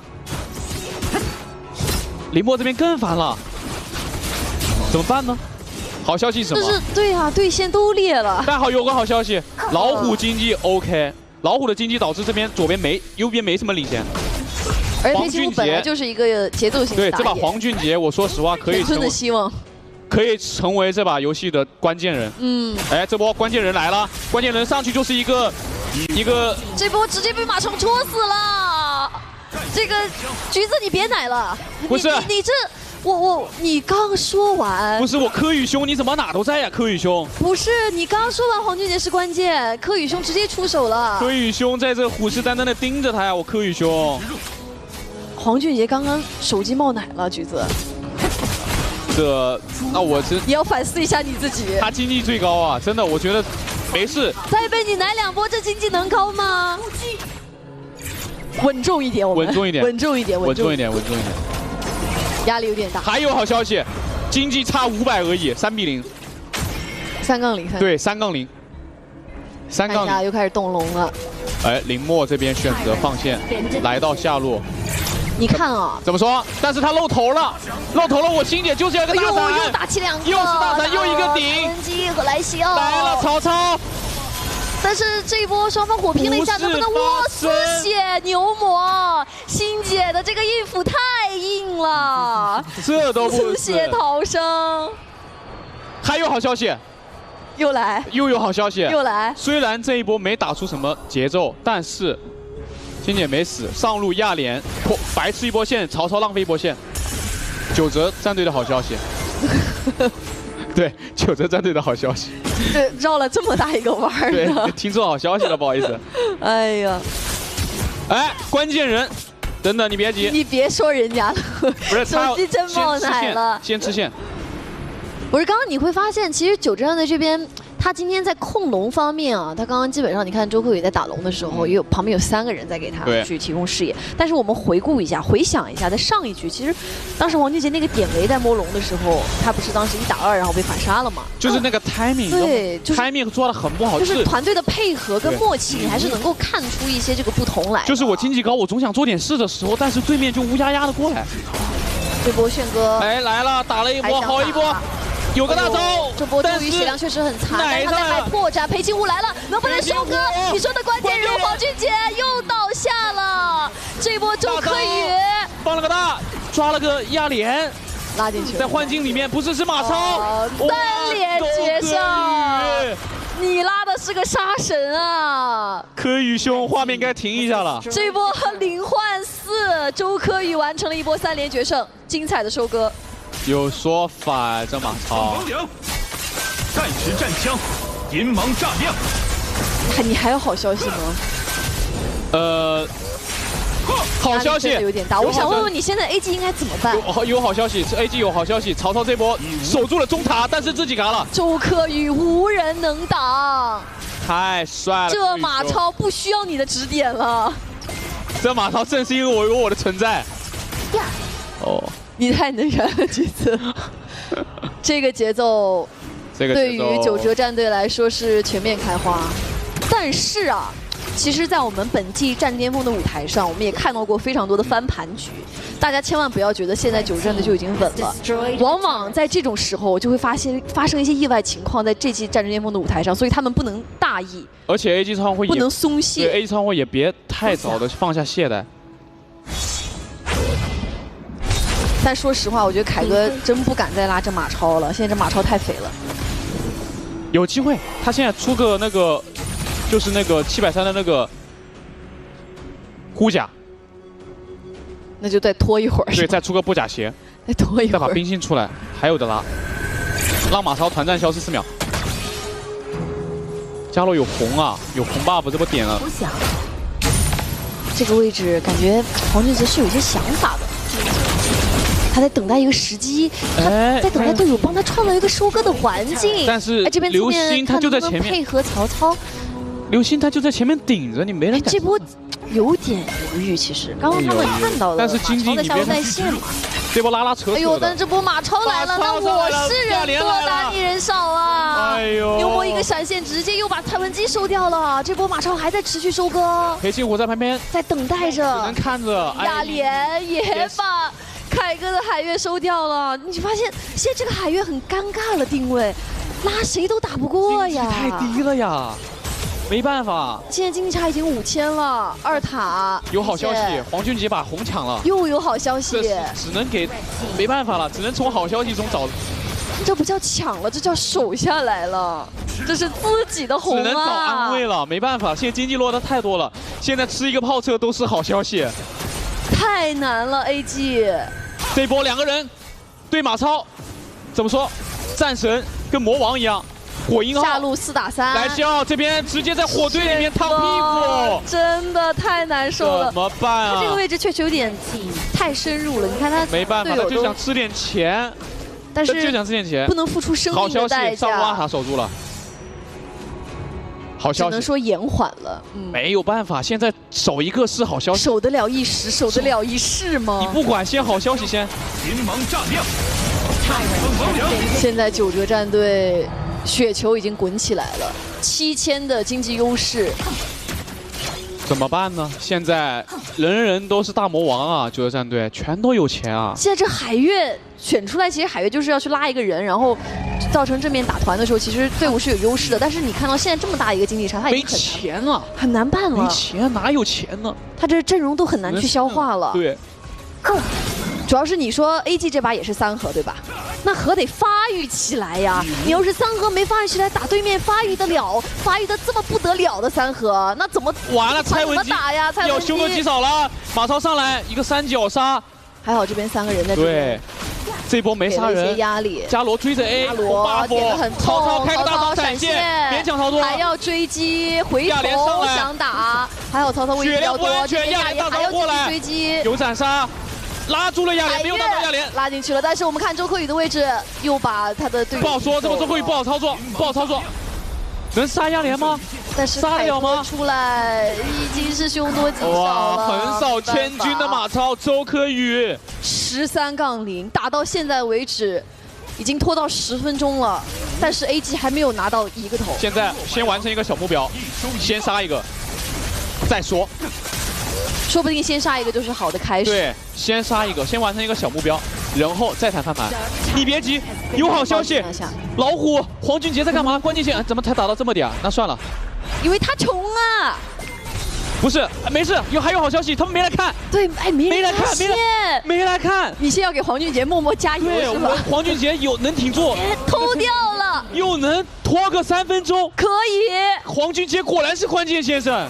关键先生，这波真被你关键住了，有希望，有画面。哎，九哲战队有点忍不了了哈，他不能也得忍，放个先锋，这波有可能成为 AG 的机会。8个人，俊杰兄把龙放一放，放了已经吗 ？OK， 没看到，不好意思。看一下这边位置，周柯宇又逼进去了，但是在这个位置自己很危险啊。没有用，这波能反杀，周柯宇要死了。换掉了，周柯宇这波很亏，但是队友这边顺着下路的兵线，已经把下路高地塔拔掉了。哎，这一波才放吗？我刚刚以为已经放了，放晚了呀。这波如果先放的话，这波下路兵线被带掉的话，马超进来。但是这波团还没有结束，炫哥这边还想去输出。没有兵线，右边没有兵线，在这边只能反个红。对，因为现在 AG 也少人嘛，他3打4了。哎，但是只不过他们的兵线是把对方的上路外塔也拔掉了呀。成都 A 超会就保持这个经济差，就是好消息。黄俊杰在这种比较关键的时候哈，他在这种换龙，特别是 AG 对于这种主宰的争夺上来讲的话，还是有一些想法。能赚一点是一点，你看。对，我也觉得能赚一点。小丢猫着了，难道说要单杀伽罗了吗？伽罗被他杀了，有机会。黄俊杰真成关键先生了。中路亚连，这2波，一波换龙，一波杀伽罗，压出来了，关键的节奏。你看我怎么说来着？关键先生，我标记他了。是的。待会儿再看看怎么个事儿。单西撤。但是柯宇兄这波时候，柯宇兄出来了呀！我柯宇兄出来了。但是这一波蔡文姬也是移动泉水在这里。哎呀，曹操被亚林给收下了，但是这波有点着急了。柯宇兄想上来操作，但是被2个阿技能，老虎在后面看着，老虎在后面看着，老虎在后面只能看着。2连击破，也拖到伽罗复活了。哇，这两边的打野。对，其实你看到刚刚那波蓝区，虽然说裴擒虎单杀了伽罗，他们有人数上的优势，但是他们在后续的进攻上太着急了，3个人又阵亡了。对，但是好消息是又有好消息，对，好消息是老虎和莱西奥活下来了。看见我的枪了吗？那就拖，就像你刚刚说的，他们现在已经2比18了，只要保持这个经济差，小目标已经完成了，小目标杀1个人。哎，又有想法，看一下，看画面，但是我不能出击，出击就得死，人太多呀，4个人都在这里。主要我星姐顶在前面，你出谁手呢？星姐这应付是真硬啊！我星姐在这一顶，你谁敢上前？我在这就是一堵墙。想要碰到我的队友，得先越过我。对，我牛气冲天，纯爷们儿。现在林默的曹操也是，他不能急，他得跟正面的队友配合好。对，就我们现在还没有看到 AG 这5个人配合上一波精彩的5人团战。哎，对，这波要压境了，看看有没有好消息。不好找。Red team has destroyed a tower. 有人猫出去了，有人猫出去了，看小地图。战枪，银芒炸亮。再找，要打暴君。但你要想，这一把是时长打的最长的一把，他们还是有改变的。我们刚看到黄俊杰的裴擒虎还是帮助队伍找到2波节奏的嘛。凯哥他又去主宰那边了。对，看凯哥经济，看凯哥经济上来的话，这个位置什么情况？他想接应一手，不行啊，俊杰兄啊，对，他想接应他。他想的是，如果他把1个人杀了，他在这里大招把他给奶回来了，哎，完美。他想的是黄俊杰在那上面蹲了1个人，然后回来的时候他能接到他。这波曹操死了就要出事，但是伽罗1个人能不能抓一下这个伽罗？回头没办法了，哎呀，全部脱节。减掉亚连收下了曹操的人头，中路兵线也已经抵达了高地。看一下中路高地已经到告破，难道说9折战队今天真的要零封 AG 吗？这边伽罗点人点得很痛，黄俊杰的裴擒虎也扛不住，兵线进入水晶，没有办法了，黄俊杰也倒下了。让我们恭喜9折战队3比0。零封了成都 AG 超晚会，会师重庆狼队，9折战队挺进了半决赛的下一轮。今天的这场比赛，这场零封的战绩，从第1局开始，我们就在9折战队的身上嗅到了不寻常的气味。可惜。而9折战队和重庆狼队在本季战略巅峰也是相爱相杀的存在。9折战队对上狼队是败率100%，狼队是胜率100%。但是今天9折战队他们发生了质变，说不定真的能逆天改命，我觉得狼队需要好好去。狼队现在看了这场比赛之后，我说实话，他们应该非常的担心。我们再一次全场把掌声送给9折战队。让战歌高昂，让勇气升腾，让无畏的锋芒我们看到成都 AG 创阳会也给予了对手掌声和鼓励。确实，我觉得今天的这场比赛，九支战队真的给到了 AG 非常大的压力。而且，我说实话 ，AG 创阳会他后面也有就是一定的成长。他第一把是时长最快，然后第二把是稍微慢了一点，但第三把是时长最慢的。他们每一把都在成长。是我们说这2支队伍其实从来没有在正赛上去打过，但是在打训练赛的时候 ，AG 跟九折战队打是也出现过被林峰的战绩。对，哎，这边周柯宇兄，柯宇兄你干嘛？你干嘛打我打得这么狠？直接对吧？采用了拳脚上的那个。哎，今天柯宇兄的表现实在是太过亮眼了。承认你今天比我帅一点，好吧？只是今天吗？而且柯洁也是啊，柯洁今天每一把对线都是堪称完美。我相信此时此刻在评论席的688战队应该也感受到了前所未有的压力。今天的九折战队这场胜利就是对于他们努力最好的回馈，恭喜他们晋级半决赛第2轮。恭喜！待会儿他们面对的将是重庆狼队，也是一个非常。那接下来我们通过一段片子来回顾一下成都 AG 创阳会的这个赛季。我们 AG 需要纪录片，因为我们 AG 一向比较轻松，而且我们大家其实氛围都比较好，也比较开心，所以内容其实我想采取一下大家的意见，看大家有没有什么想法。纪录片，我们 AG 始终有大爱。我们 AG 的纪录片，我们贯穿所有团队，我们不强调本身小我，就包容大我才是最就释放小我的时候，是吧？就我们走这个大爱挂，怎么样？我们 AG 的格局，比赛输赢算什么？对吧？世界和平才是最终的，世界和平才是最终的。我去压压惊，我陪你，我们一起去一个。这格局要打开。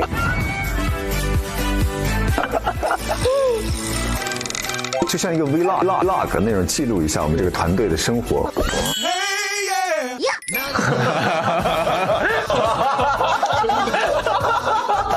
我看多欢乐的氛围，我们的相处松弛。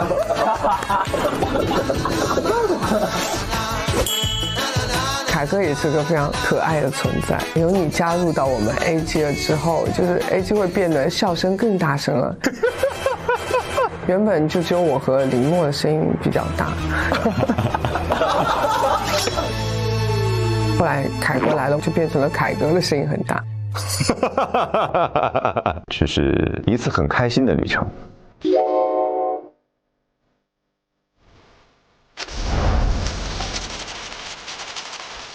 推开我们 AG 的大门，没错啦，这是我们辛苦工作了好几个月的摄像大哥们。当然，嗨嗨，这是我们成都 AG 超玩会。那今天我们要干什么呢？我们觉得大家对于成都 AG 已经非常了解了，我觉得我们不如带大家来看看我们战至巅峰的训练园区溜达一下。看门，对，我们的环境多好。哇，确实平时都没有出来走过。我们这几个月来战至巅峰第3季，整个录制是在这个园区。来到了一家韧性也很强的战队，九折。这有个帅哥，有个靓仔，好认真呀 ！Hello， 嗨嗨，九将，哎，过来给你们加油了，感谢感谢，我的老东家，不打扰你们了，让周可以别上头啊。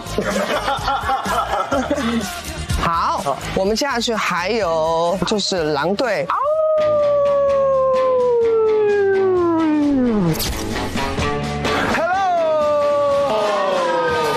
教练不要针对我。好，我不会针对辅助的。好，谢谢教练，谢谢教练。先搬孙膑，再搬蔡文姬。孙膑、蔡文姬抢墨子，就这么玩。抢墨子。好，走。好。前方左侧就能看到 KSG 我们常遇到的对手。嗨，你们都在啊！我们是来给你们加油打气的，赶紧给他们加油吧！哎呀，太好了吧！你们练得怎么样？我们练得还可以，现在有信心吗？有信心。练得怎么样？比心比心，有信心吗？有信心，加油！有信心吗？努力。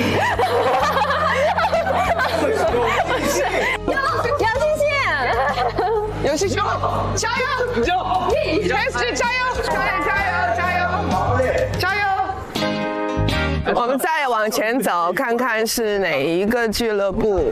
这里是哪儿的？哦，看紫色是688吧？那把我们688的网线给他们剪掉吧。有场天涯 Super X Welcome 688，他们可能今天都不训练。哇，他们没有练的必要吧？才能打败王凯的。给你们加油！我们688，棒棒的！走了，宝贝们，我走了。等一下，我让俊杰上一下球吧。俊杰来。他们都没有人在理我。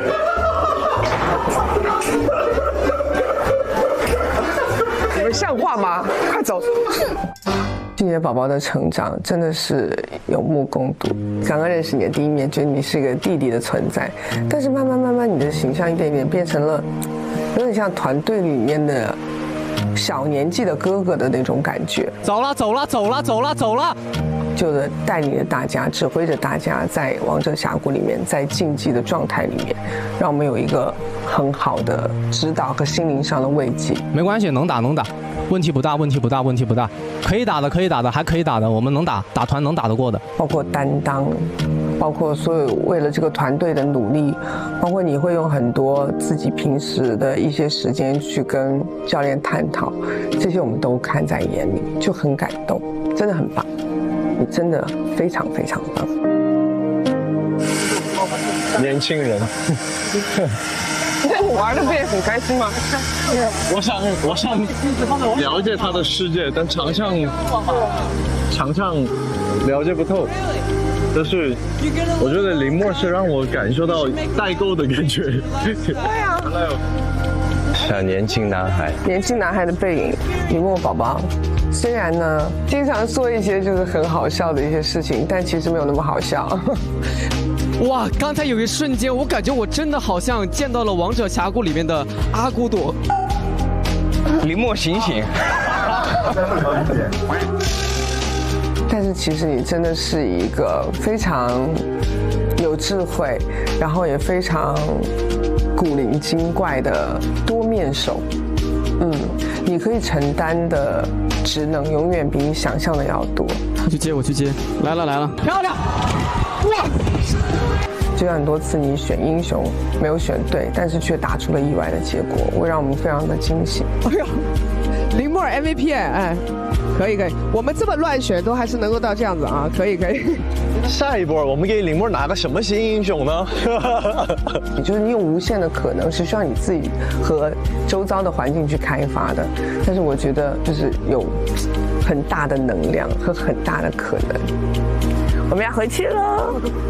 俊杰，戚薇姐也是川渝人，她成都的吗？那我成都人啊，长这么好看肯定是成都的。对啊。刚才那句话谁说的？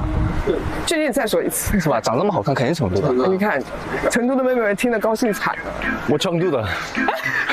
成都女婿。我是成都女婿。我是成都的啊，成都的。哦，对。朝外不寒。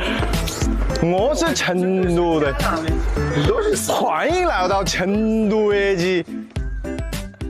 宪哥，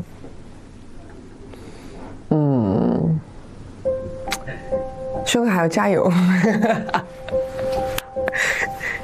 很开心可以给你打游戏，就是平时总是就是因为游戏就吵吵闹闹啊之类的，但是回头想想还是会觉得是一个很欢乐的过程，尤其是这次参加战至巅峰，我本来会以为我们真的很难维持一个很好的就是婚姻状况，结果没想到不仅维持得挺好，而且还好像还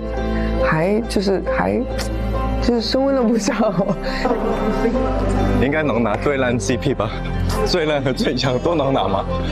前面最烂的人，后面最强的。不要生气。所以游戏可能是个好东西，只是看你怎么用它。在你们的感情里，所以很开心可以跟你打游戏，轩哥。北是我肯定四川的。哎，太假了，这说的太假了。都是一家人说这些，对吧？是的，地球人都是四川人，做事，对的，做事。北是，知道你不忍心骂我们，但是我知道你其实应该压力很大。有些时候我们在打比赛的时候，我都看到你在旁边就是焦灼的样子。没事，你们现在就放开来玩，放开来玩。就是我们不是一个很好带的队伍，其实很考验教练的能力。但是我觉得，你的付出，我们真的很感谢，真的是一个很有担当的教练，真的很爱你，北师，谢谢你，我们也很荣幸你可以是我们的教练。成都 A 级超奥会必胜！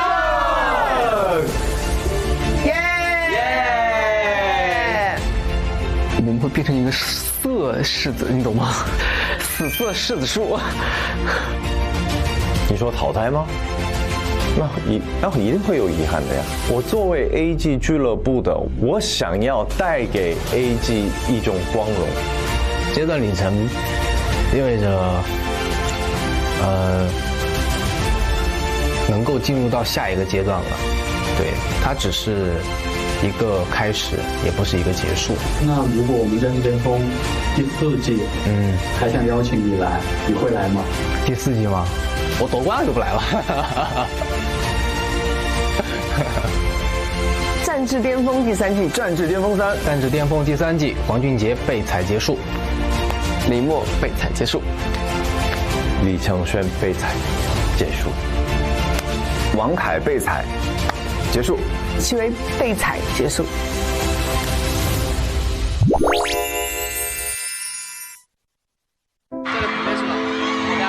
欢迎回到我们的舞台，看完了刚刚这一段既欢乐又温暖的纪录片，相信现场的每位观众和屏幕前的每位观众，以及我们今天在场的5位选手和教练，一定会有一些东西想要和大家分享。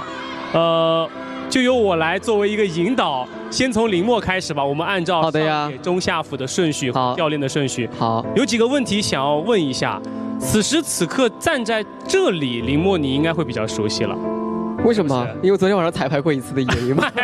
不是，还是如此的乐观。我觉得最好的 AG 就是乐观的 AG。我们在这一次战至巅峰的舞台上给我们展现出来的这个形态，包括刚刚七哥给我们带来的各种分享，都是 AG 给我们传递的就是非常向上、乐观、积极的态度。Yes， 有这样态度就最好的。我想问的就是，在这里，在半决赛的舞台止步于此，有什么想要说的吗？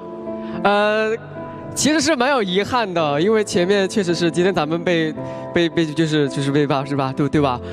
虽然会有遗憾，但我觉得还是跟各位老师在一块儿比赛，我真的觉得是一种非常非常好的一种体验。因为平时大家其实会打游戏这些啊，就是真的跟比赛是不一样的。大家在比赛的时候就那种状态，其实是我觉得是一种所有人一起认真的感觉。所以我觉得今天因为大家都很认真嘛，所以我觉得我说了之后也挺有遗憾的，毕竟今天确实操作挺抽象的。哎呀妈呀，快，俊杰你来，没关系。想再问你一个问题，就是如果还有第4季战至巅峰，你依旧会来这里吗？会继续把你的欢乐带给你的队友和所有的观众吗？第4季我不来了。哦。来不来？第4季我不来啊，但是第4季有一个新的人要来哦，是我的另外一个人格。好，更强的林默。对，好的，谢谢林默，谢谢林默。好，谢谢，感谢你们。那想问一下俊杰，在这里我想首先问一下，因为今天其实在这里的话，接受我的采访并不一定是一件好事，那就意味着淘汰了。但是要知道，今天开场的时候我有说过，俊杰今天获得了一个非常非常厉害的荣誉，就是我们这一季战绩巅峰开启的这个红黑榜的红榜投票第1。有什么要对你的观众和粉丝说的吗？就非常感谢支持我的人和我的朋友、粉丝们，然后你们所做的一切我都看在眼里，也记在心里，谢谢。那么这是一段非常奇妙的电竞旅程。刚刚在纪录片里也听到了俊杰说了，这只是一个开始。那么对于你来说，这一段电竞之旅除了开始之外，还意味着什么不同的东西吗？不同的话，我觉得它意味着，我们能够去结识更多的人，去看到更多有趣的风景，然后结束了这段旅程之后，我们可以去认识新的朋友。在现在我们这个团队，可能我们这个团队以后还会再聚，然后希望我们成都 AG 也能够一直走下去。对，继续在一起。这段旅程不会结束，成都 AG 永远都在。这只是一个开始。刚刚说到有很多风景、美好的瞬间，让你印象最深刻的是什么呢？最深刻的，和英雄吗？王者峡谷里面肯定是属于是炫哥的5杀。对，这是让我应该是我记忆最深刻的。对，当然5杀好难。对，确实，因为不仅仅是在战至巅峰的舞台上，包括在 KPL 的赛场上，想要获得一个5连绝世的成就都是非常非常困难的。这是在除了夺冠之外，在小局荣誉里个人荣誉最高的了。所以，这个确实是让人印象深刻啊！也再次感谢俊杰给我们带来这样的一个回忆和分享。这一季还有什么遗憾吗？我觉得遗憾肯定都会有，就像人生一样，它永远都充满了遗憾。但遗憾它可能就会像，夏天我们在校园里的课桌上，微风一袭，吹满了我们的课本，那一袭风可能就是我们这一段旅程。那一袭风可能会给我们带来不一样的下一段旅程啊！哎，请问一下，是上一把那个周瑜的风吗？你这个，好玩一下哈，还是把这个氛围给它活跃起来，因为咱们的 AG 确实有了林墨之后，整个氛围不一样哈。是，因为其实跟林墨做队友，我也学习到了很多，也能让我在不管是自己的性格或者是打比赛的这种氛围，他都给了我们做了很好的榜样。好，谢谢俊杰的分享。那么接下来要问一下我们的中路凯哥。凯哥，今天在比赛开始之前，有想过今天会止步于此吗？有想过吗？说实话，想过。有想过。有想过。那既然已经到这里了，已经出现了这种你曾经设想过的情况，此时此刻的你有什么想说的吗？真的把你所设想的那种最坏的情况，当你真正站到了这里的时候，走到这一步的时候，我们又该如何去面对它呢？真设上了这么难看吗？没有，我还没说完嘛。设想过会止步于此，但是没想过会是第4名，想的怎么也是个第3名。但是不重要，我觉得，虽然说咱们这是一个电竞比赛，是输赢固然重要，但是我觉得面对输赢的态度，我觉得是更重要的。这也是我觉得来到这个节目之后，我体会到的一种电竞精神，就是还是像王者荣耀的那句 slogan 叫不是一个人的游戏，不是一个人的荣耀，是王者，而是团队的荣耀，不是一个人的王者，而是团队的荣耀。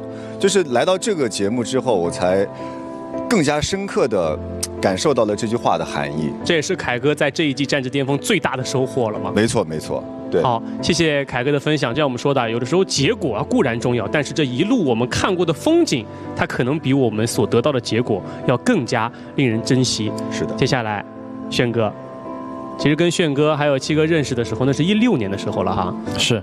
当时咱们还没有这个电竞选手的身份。对。而如今此时此刻站在这里，已经是电竞选手的身份了。这一季的战至巅峰舞台上，其实经历了非常非常多。有拿过5杀。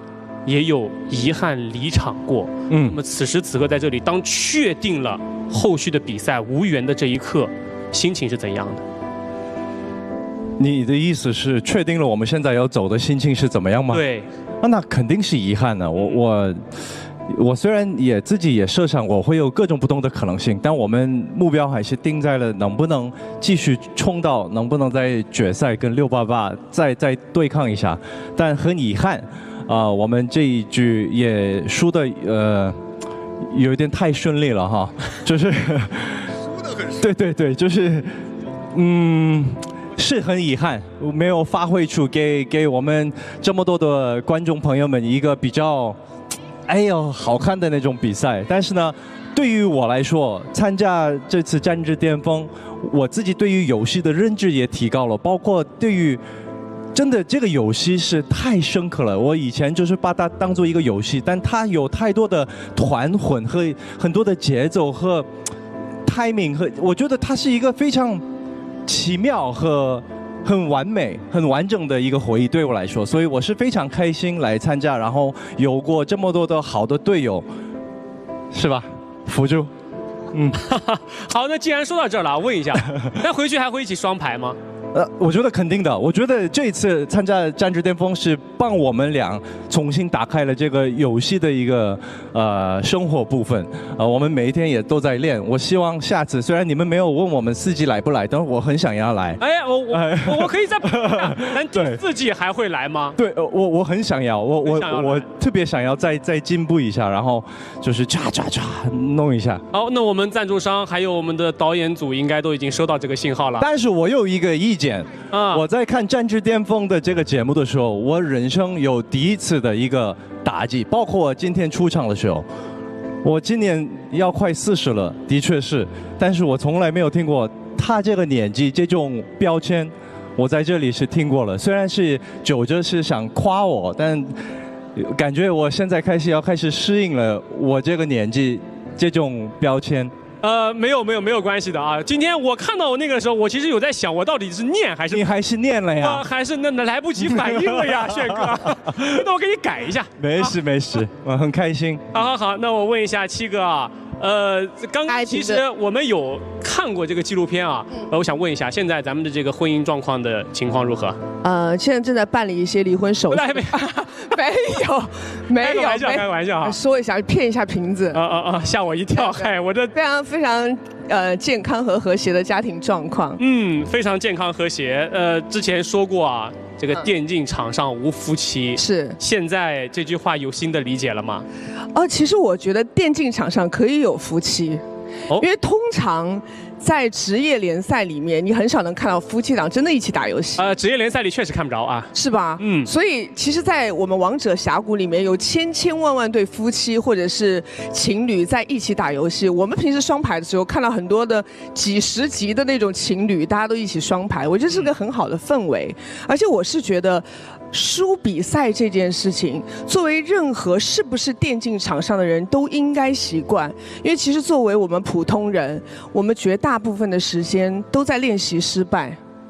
当我们要学会失败，我们要知道如何失败，我们才知道怎么样才可以成功。所以面对淘汰这件事情，我觉得我们的心态是很开心的，这是人生常态。但是我们会常常习惯之后，去一步一步成长，去迎接那个未来的成功。所以我在此也希望我们，剩下的虽然不是我们 AG 的，但是我非常祝福我们的九哲战队，包括狼队，包括我们的688，可以在接下来的比赛里面都可以加油。我们所有的幸运，所有的技术虽然不多，所有的祝福都给到你们。希望接下来的比赛都是非常精彩，给大家留下深刻印象的。谢谢大家，加油！谢谢，说的太好了，说的太好了。那么最后就是主教练了，北师，这支队伍给你带来的最大的感受是什么？感受就是非常的开心吧，就是因为也是第一次以一个主教练的身份去带一支队伍嘛。然后看到就是一个从零到有的一个积累的过程。那可能让我感到最开心的，像是炫哥，就像他说的，他在这个游戏里收获到了非常非常多，对，然后包括很多其实私下的事情，对，然后像林墨，就是开心果，真的是帮我分担了非常非常多的压力，对，包括俊杰也是，就是私下会跟我聊一些。游戏上的东西，包括说是游戏外的东西，就其实他们也能看得出来，像我压力比较大嘛，对，所以就真的非常非常感谢他们5位吧，就是可能在我看来是一个比较艰辛的过程，但是非常非常开心，真的很开心遇到他们。谢谢主教练北石，这是你第一次以主教练的身份来带一支队伍，肩负重担。但是我相信主教练在这一路以来对于5位的帮助，应该也是可以说非常优秀了。好，那让我们把掌声送给主教练，好不好？那么在这里，笑哭了。还是要感谢成都一场会在战至巅峰第3季暨王者荣耀4大赛的辛苦付出，在这个充满热血和荣耀的夏天，我们共同见证了一支快乐及正义的战队成长。在他们看来，比赛输了可以再练，争取下次赢回来。不能输的是心态，是我们可以的信念。他们在一次次的困境中突围，用他们的韧劲实现了多次的逆风翻盘。或许在这个舞台上的他们并不是最强的战队，但他们一定是这个夏天最热烈的战队。很遗憾，成都一场会在战至巅峰第3季的旅程止步于此。今晚虽然成都一场会未能继续他们的征程，但请允许我以及所有在场的观众和线上的朋友们，共同为他们的这段时间的不懈努力和显著成长送上最热烈的掌声和敬意。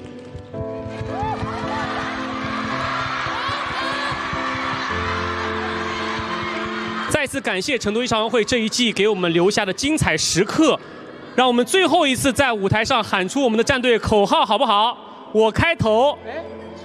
啊，来，准备好啊！来，心怀荣耀，勇往直前 ，KPL AG 加油！在你们面前的是陪伴各位走过整个战至巅峰 S3 赛季的战旗，现在请看向你们的战旗。这个我不想看，可以不看吗？没光。再次感谢成都 AG 超玩会在战至巅峰第3季暨王者荣耀4赛中为我们带来的精彩表现，让我们再说一声再见。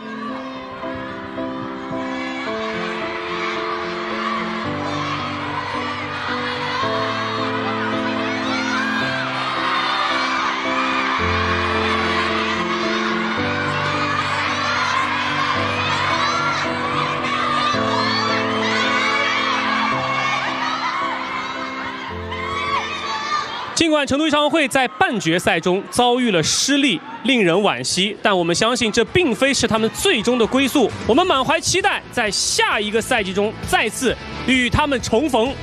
接下来，9哲战队将马上迎战重庆狼队，这就是败者组的残酷之处。背靠背的比赛马上开始，而他们的胜者将会成功挺进总决赛。在比赛开始之前，还是要先把时间交给评论席。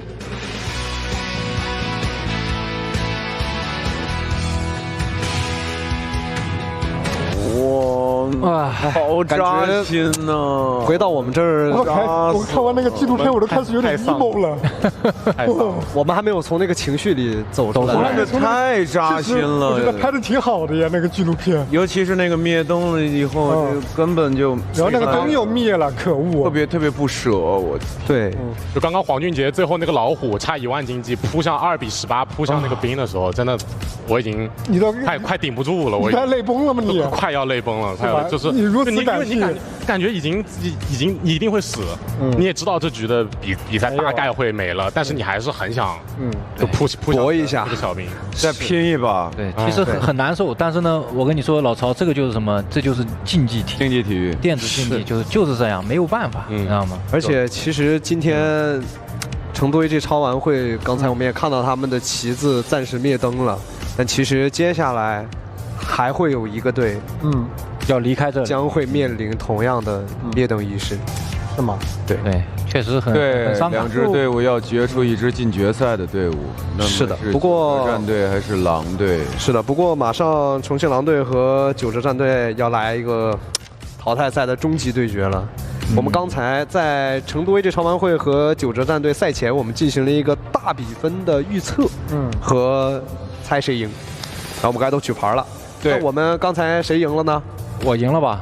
我都不记得了。我赢了，我赢了，是吗？你猜的3-0吗？我猜的3-0，你猜的3-1，我猜的3-1，我说那只有一个赢了，是吧？就一个，是的。哎呀，好扎实，毫毋庸置疑，周可宇的 MVP。那一会儿我们4个的惩罚一会儿再说，我们看看这个第3局的数据对比，真的太 C 了，毋庸置疑，10-1-6 MVP。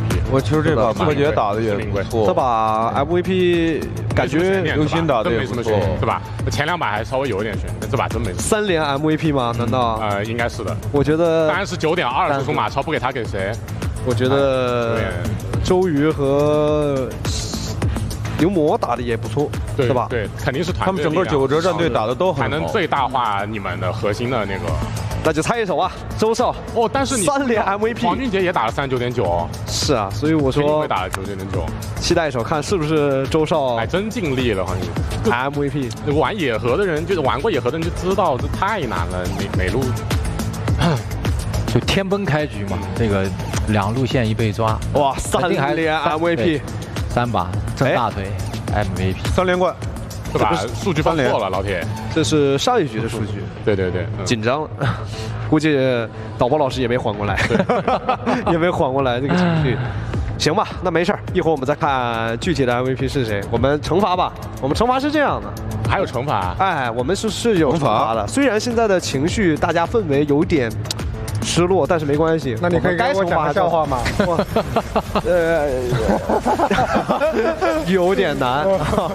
是，那我们就把那个，我们有一个桶里面装了一些，冰桶挑战啊，不，那也是不会的。冰桶挑战有点，那也是不会的。可以来，我们有一个签儿，我们每个人抽完之后要把它读出来，它是一些不为人知，或者是我们私下知道但从来没有说出来的一些事情。对，吃瓜了。是的。我们等一下，算是一个惩罚吗？吃瓜的惩罚。是，你看马超，哇，追着戳，这真的戳手枪。总在讲那句话，虽败犹荣吧。我觉得这3把虽然说 AG 输了，这个看完了这个，我觉得他依然是很厉害的，很光荣的一件事。行吧。那我觉得2队现在也在休息室和备战间正在准备着，不知道会有什么战术啊，也不知道九折战队第1局打完之后会不会有点累，或者怎么样，这都不好说。对，看他们的精力消耗的怎么样了。是，那在没有上场之前，要不要我们先把预测了？然后惩罚的话，我们一会儿休息一会儿再回来。可以啊，怎么样？九折战队打狼队吗？对，九折战队打狼队，2个牌到位了啊，熟悉和了解。好，那根据自己对2支队伍的了解，请大家举牌。3、2、1。哦，我看啊，2支重庆狼队，3支九折战队，好像跟上把一样啊，一样。一哥又是咱俩是吧？就是你跟一哥，哎，琪琪和一哥永远是站在一起的，然后我们3个人站在一起。好，那我们把这个记一下，记在心啊。然后我们接下来呢，短暂休息一下，比赛马上开始。用勇气打开新尝试，持续更新，挑战更新，无惧每一次新挑战，勇闯不止步，荣耀战不停，生而无畏，战至巅峰。勇闯天涯 Super X， 够胆就来碰。好的，欢迎回到半决赛的比赛现场。本节目由生而无畏的勇闯天涯 Super X 独家冠名播出。拉环开启决胜局，全麦升级闯巅峰。小蓝瓶为超勇时刻碰杯。哎呀，现在第一场的 BO5比分已经出来了，很残酷，也很怎么说呢？心情不是那么的舒服。是老朋友要走了，对吧？那刚才我们也说了，输了的4位要有惩罚，包括自己。我们现在面前呢有一个吃瓜桶，里面都是本季战至巅峰选手投稿的一些内幕消息，没有公布过的。然后作为我们输的人，每人随机抽一个，并一字不差的念出来。好，我先吃。什么鬼？谢哥，来你一个一个来吧。啊，一字不差哟。啊，这个没有，这个没有，这个没有。哎，啥？看看啊。周柯宇约队友直播训练赛差点被全队放鸽子，敖子毅紧急救场。哎呦，是吗？是吗？那他们说有这么回事哦？哦，那就是有这么回事，就是有这么回事，是吧？是的，对，就是没有，他们没有说出来过，但是肯定有人是知道的，那就是真的了。对呀，真的假的呀？那就是真的，是真的呀，应该是真的，是真的，是真的。对呀，吃瓜桶嘛。不过，其实这个事儿能理解，因为大家平时生活中有工作嘛，对，所以很难凑齐。对，然后你像敖子毅他们，包括之前 Justin， 他们都会一块儿经常约的，包括也跟咱们约过嘛。对，这是正常的，因为我有的时候我也放过一次鸽子啊，是吧？没有吗？放过鸽子，完了，对，没有放过鸽子，没有放过鸽子吗？哎，没有放。不是你得说这放鸽子咋理解？就是我约了，你睡着了，对，但是我睡着了，对，你睡着，有，刚开始建队的时候，大伙儿都在等他嘛，不是都在等他？他说几点见，然后他说他睡着了。对，有一次刚开始。不过你看那个时候敖子毅还是紧急救场，那今天那可就不是紧急救场了，直接今天到他脸上，到脸上。哎，等一下，轩哥，你睡到11点那一次，你记不记得有一个人还陪你双排了一会儿？哦，对。那么谁呢？哎呦，谁呀？哇，谁呀？他们都不懂了，只有我都不懂了。只有，那就不说了。这个不说，太过分了。那第二个，童哥先来吧，童哥随便抽一个。 OK。两个，我是念2个啊。来。哎呦，这么长！哎呀，又是周柯宇红温了。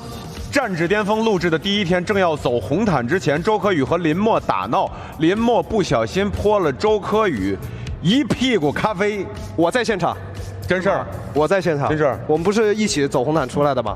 然后他就带着热咖啡不小心洒了，带着咖啡就走了一下红毯。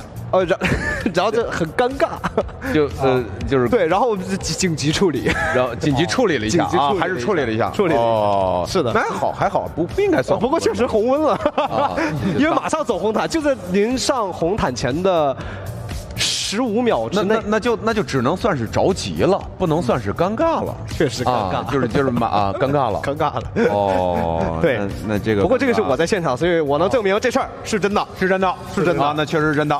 OK， 我觉得咱这不像吃瓜桶，这像验真伪桶啊！这怎么？真心话大冒险是。那我就拿童哥刚拿出来这个吧，看看这个主角是谁？是啥？哇，这不少哎！黄俊杰，消失的魔术团建音乐会，黄俊杰精心准备了魔术表演，全程不相信任何人，一直贴身保管着他的魔术道具。结果在林默的魔术表演后，现场紧急撤回了自己的魔术表演。哦，这个咱都在现场，感觉像真的。感觉这个像，因为林默那个实在是太拉胯了。不，林默那个演的不是小品吗？不，我觉得那个是喜剧小品啊。对，那是表演，是魔术吗？那个不是魔术表演，小品那是个小品。那没错了，那就不拉胯。那作为小品他还可以，作为小品他是合格的。默默可能初心是啊，不，就是可能是歪打正着，但是喜剧效果不错。那是个好节目。过程跟我们想的不太一样，结果是对的，对，结果是对的，没错。对，所以黄俊杰看完之后紧急撤回。他说：“哎，他可以这么玩。”不是他撤回，他不自己把保护那道具保护挺好的吗？对，我记得是黄俊杰记错了数字，导致林默的那个表演垮了。那他对啊，他俩人是他俩应该配合失误弄岔了，配合失误了。是，那这也是一个，因为大家嘛，我们当时在现场离得比较近，所以听得清楚啊。可能播出来的时候，当时没有播出来这个环节。再来一个，来，再来一个。呀。时代少年团丁程鑫曾在拍戏间隙悄悄来战士巅峰探班好友。哦，这个我可以说这是真的。我们两个好像就在这儿，我俩在解说嘛，然后在那儿，在那个角度啊。哦，好像是有这么回事。对，我们当时在解说席，然后正好看到那边有好友是谁啊？对，戴着帽子的。哦，是丁程鑫啊。好友谁啊？丁程鑫，要不他的团，他不来探班好友吗？那都是他的好友啊，都是他的好友啊，好友，全场观众都是他好友。不是他的队友都在上面，他队友都在上面。他队友，红哥他们那团7个人，不是5个人。对，不是，你俩直播不是狼队和那个谁，那个在少年团在打，对啊，在打呀。他是这样，在少年团你们5个人在打，还有10团在打的那对，给一哥抽一个，给一哥抽一个。一哥作为奖励你抽一个是吧？一个念一个最长的。啊，这个没开吗？哇，你怎么这啊？这个是确实挺长的啊。九泽竟然不换衣服，关于九泽服装的故事。服化组给九泽准备了很多套多巴胺系列的衣服，结果一直输。他们这个说瓜他们能说的稍微劲爆一点。唯一一次没有穿多巴胺色系的服装，赢了比赛，从此泽教决定不换衣服了。哎，我跟你说，这个我们有时候比赛也有这个叫这个叫玄学 lucky。我觉得肖哥说这特对，是不换衣服还是不洗澡？这事儿得说明白了。对，是不是不洗澡？不换衣服啊？那没不换衣服是吧？不换衣服不就比如说，这场比赛我穿了件这个衣服赢了，哎，我下一场比赛我接着穿。他只要看幸运色，对，这场赢了，玄学。对，这就是玄学，就是我穿这件衣服能给我带来好运。对，然后我就基本上就是说，如果那我再换一套。那今天不是他前面这几场比赛都换衣服了吗？他今天好像没有穿艳丽的衣服吧？今天穿咖啡色的。他应该是上一场打那个 KSG 穿的这套衣服，然后今天还穿的这套衣服。他之前穿的那个不，你看啊，服化组给九哲准备了很多套多巴胺色系的衣服，结果一直输啊。唯一一次没有穿多巴胺色系的服装，赢了比赛，从此哲教决定不换衣服。那就是说，他就不穿多巴胺颜色的衣服。我刚收到的新消息是，今天好像也没换。对，就是今儿也没换。他穿的，你记得就是他们上次打那个应该是 KSG 那个。哎呀，这么玄学吗？哦，有可能是吧？哎，有可能。他衣服有玄学的，他真的有玄学的。哎呀，衣服包有玄学。那好啊，不是那照这意思，我们穿这个衣服，然后赢了比赛，那我们不要换了嘛？对吧？你本来也没法换呀，他不换衣服，我就说这意思，我们也不用换了。还有啥呀？那我们不换衣服，我们是不是就一直赢啊？还有啥？哪个啊？就是念吧。哎呦妈呀！哎，关于周琦的秘密。哎，这个要听，这个要听。周琦为什么戴了一季的帽子？啊，解释一下，为什么戴了一季的帽子？现在为什么又不戴帽子了？不光你们知道，他们底下都有人知道。不是你不戴帽子，我们就不认识你了吗？是啊，因为是这样的，就是知道的人都知道，因为拍戏啊，因为拍戏之前把发色弄得很多巴胺，有点夸张，就很多巴胺，多巴胺，对，演了一个角色需要，然后良少年，不一定是不良少年，不良少年，对。其实说实话，我觉得你那个颜色挺好看的，你为什么不会学？因为我确实那是第一次染头发和漂头发，对，挺好看的。你可以，你是怕剧透吗？一个是这个原因，哦，是的。